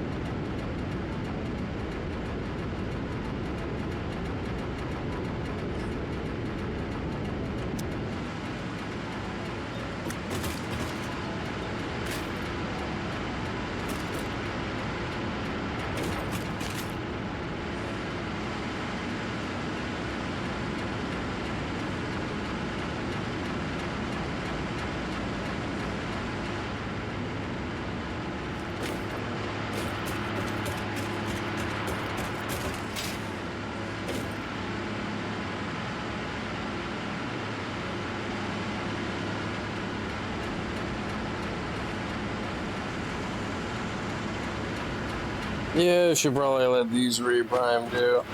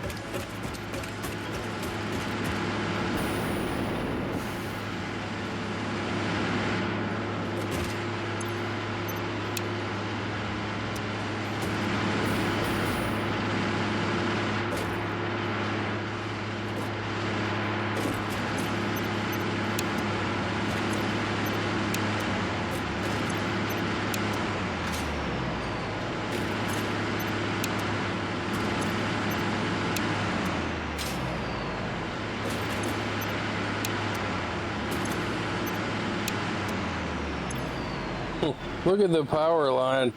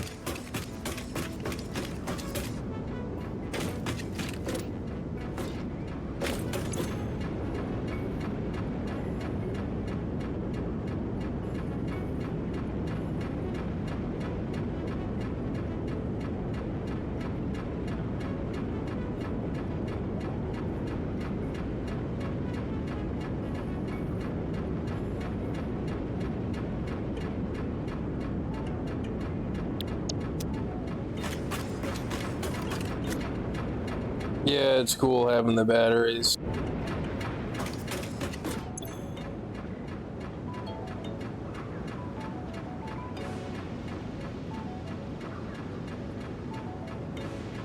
And that gray line is coal.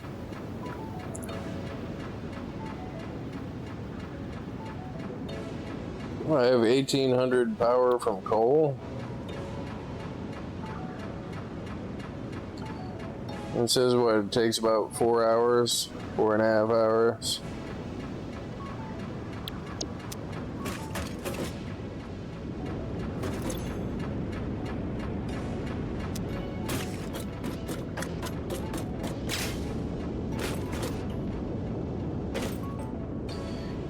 But again, the flexibility to just be able to turn it off and let it reprime.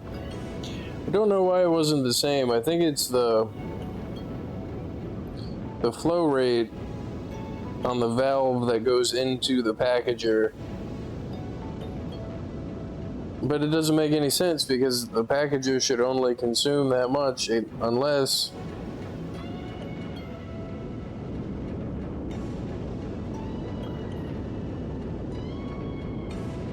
I don't know, is the fuel over there messed up? I mean, I did have 3 of them running in the beginning for a while, which I probably shouldn't have done that, because they did create a bigger air pocket than what I thought it was.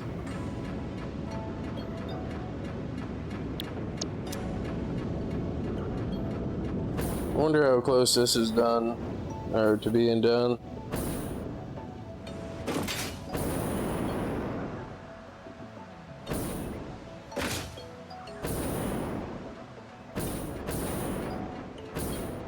Get over here just as the light shuts off. That's cool.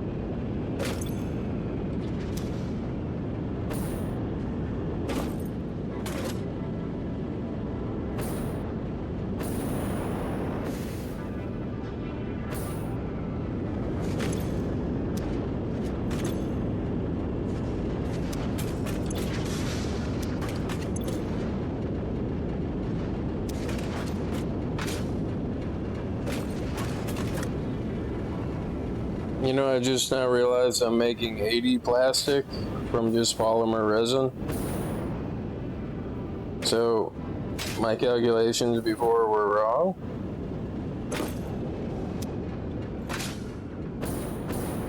Which, not a big surprise. So there's 20, 40, 60.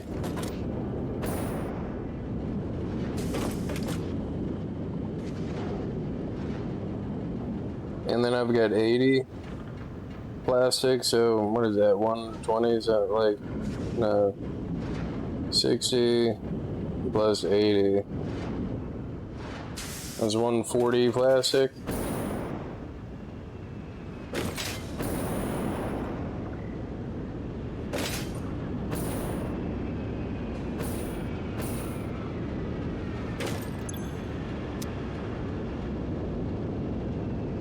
So I still need 60 plastic. Need to update my notes here.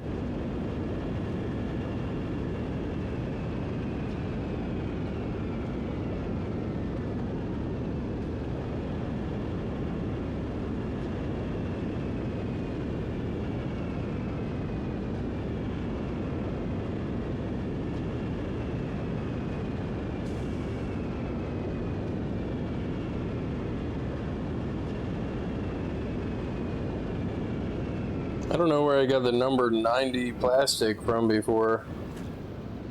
I think that was just the amount that was being consumed by the circuit board maker, and it just stuck in my brain.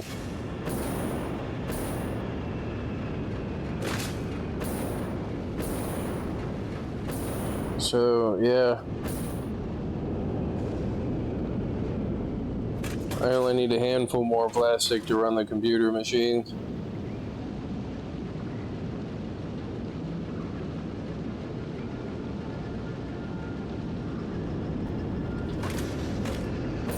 And I do need some of this stuff.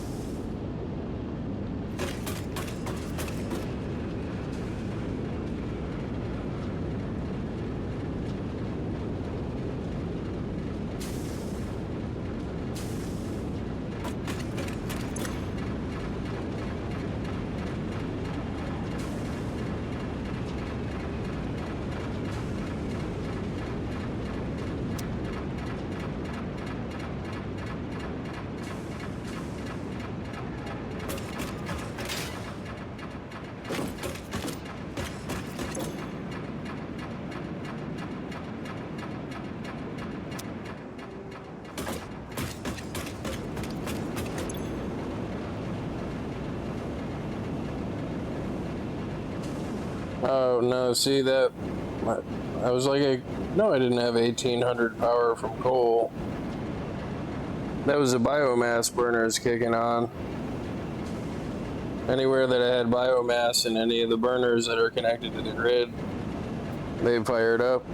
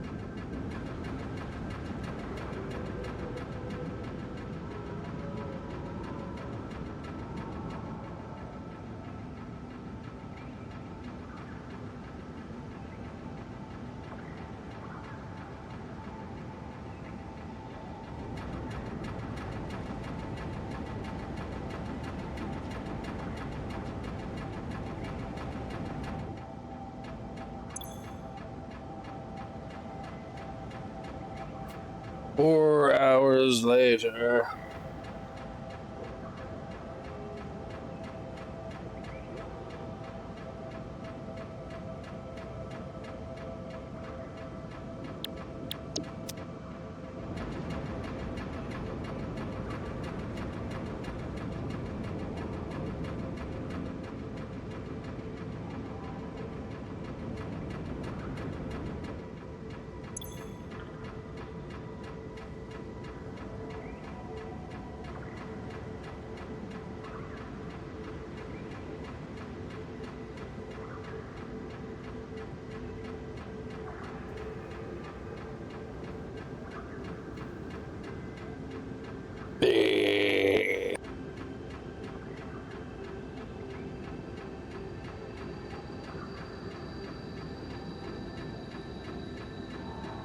I mean, I still have to wait for the pipe to fill up anyway.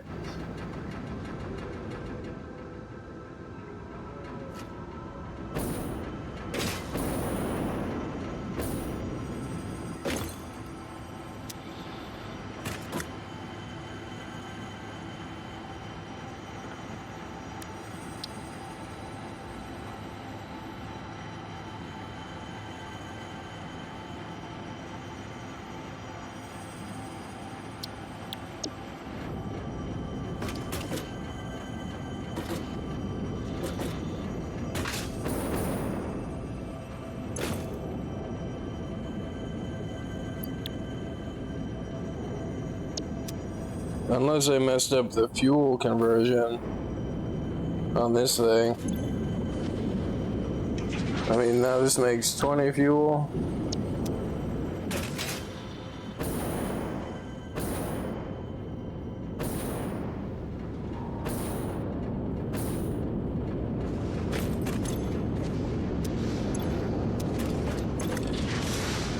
So this should be 140.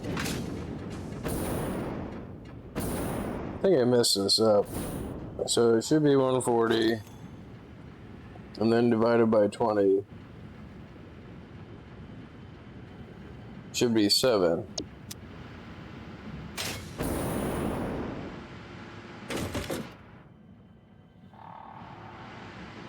And this is 8. Yeah, okay. So that one has to stay off, and that would be 4, and that would be 7 at 20.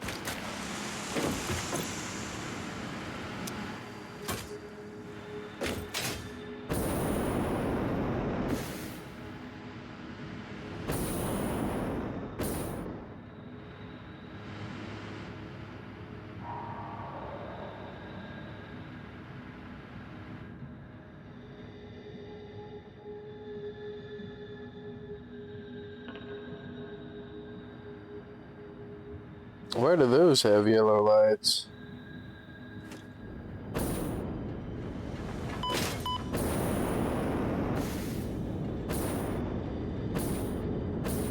Is it the oil input? No, not the oil input. Ah, there's a problem with this.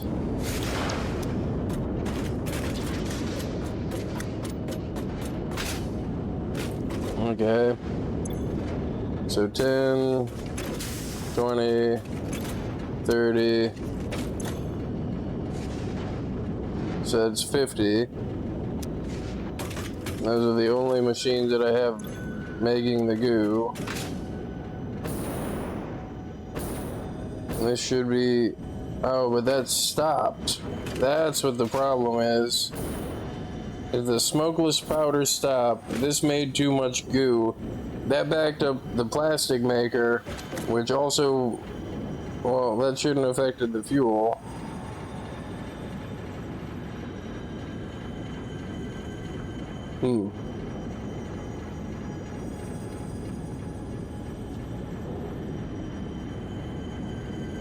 No, that shouldn't have changed.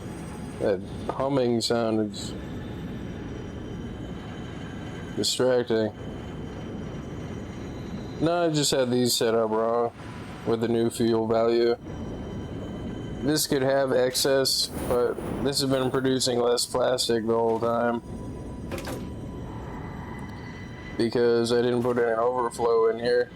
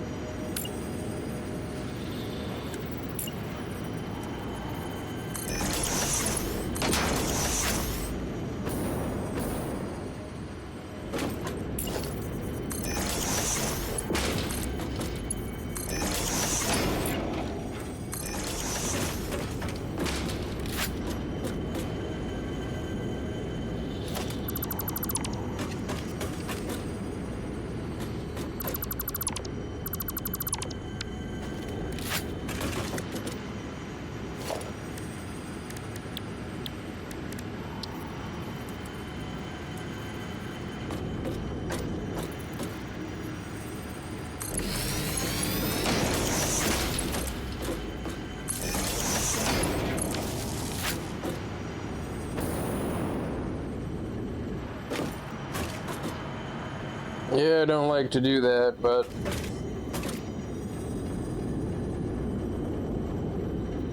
having that hooked up and having this box be full was causing the plastic to back up.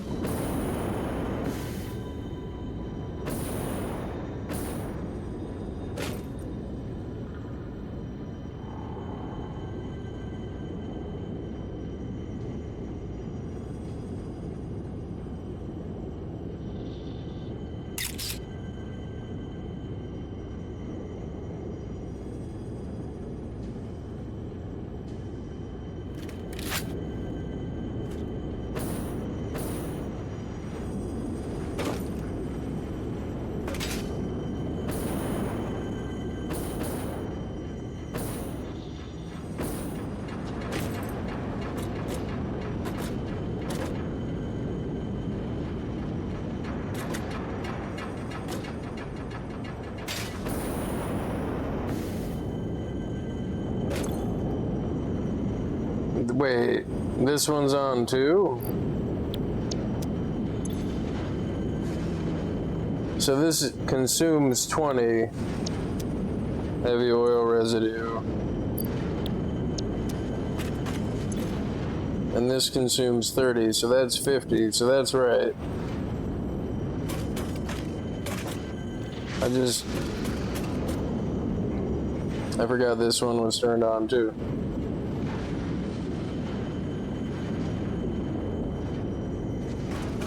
So now it should be fine.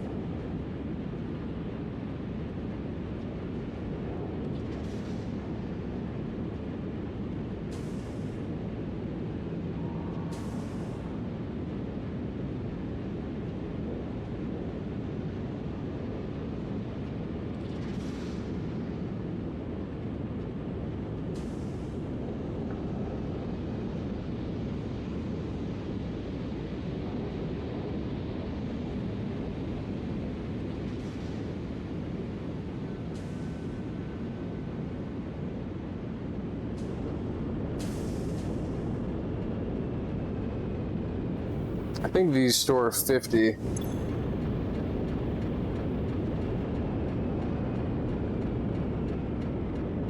That's 48. And you can't do 50, so it should be idle. Yep. So now for the next ones.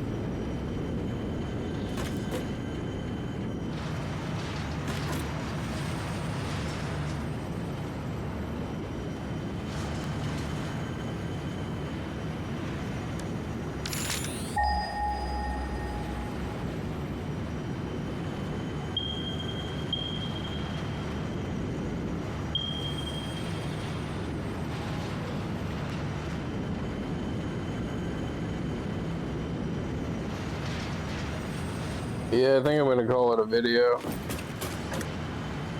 Take a break.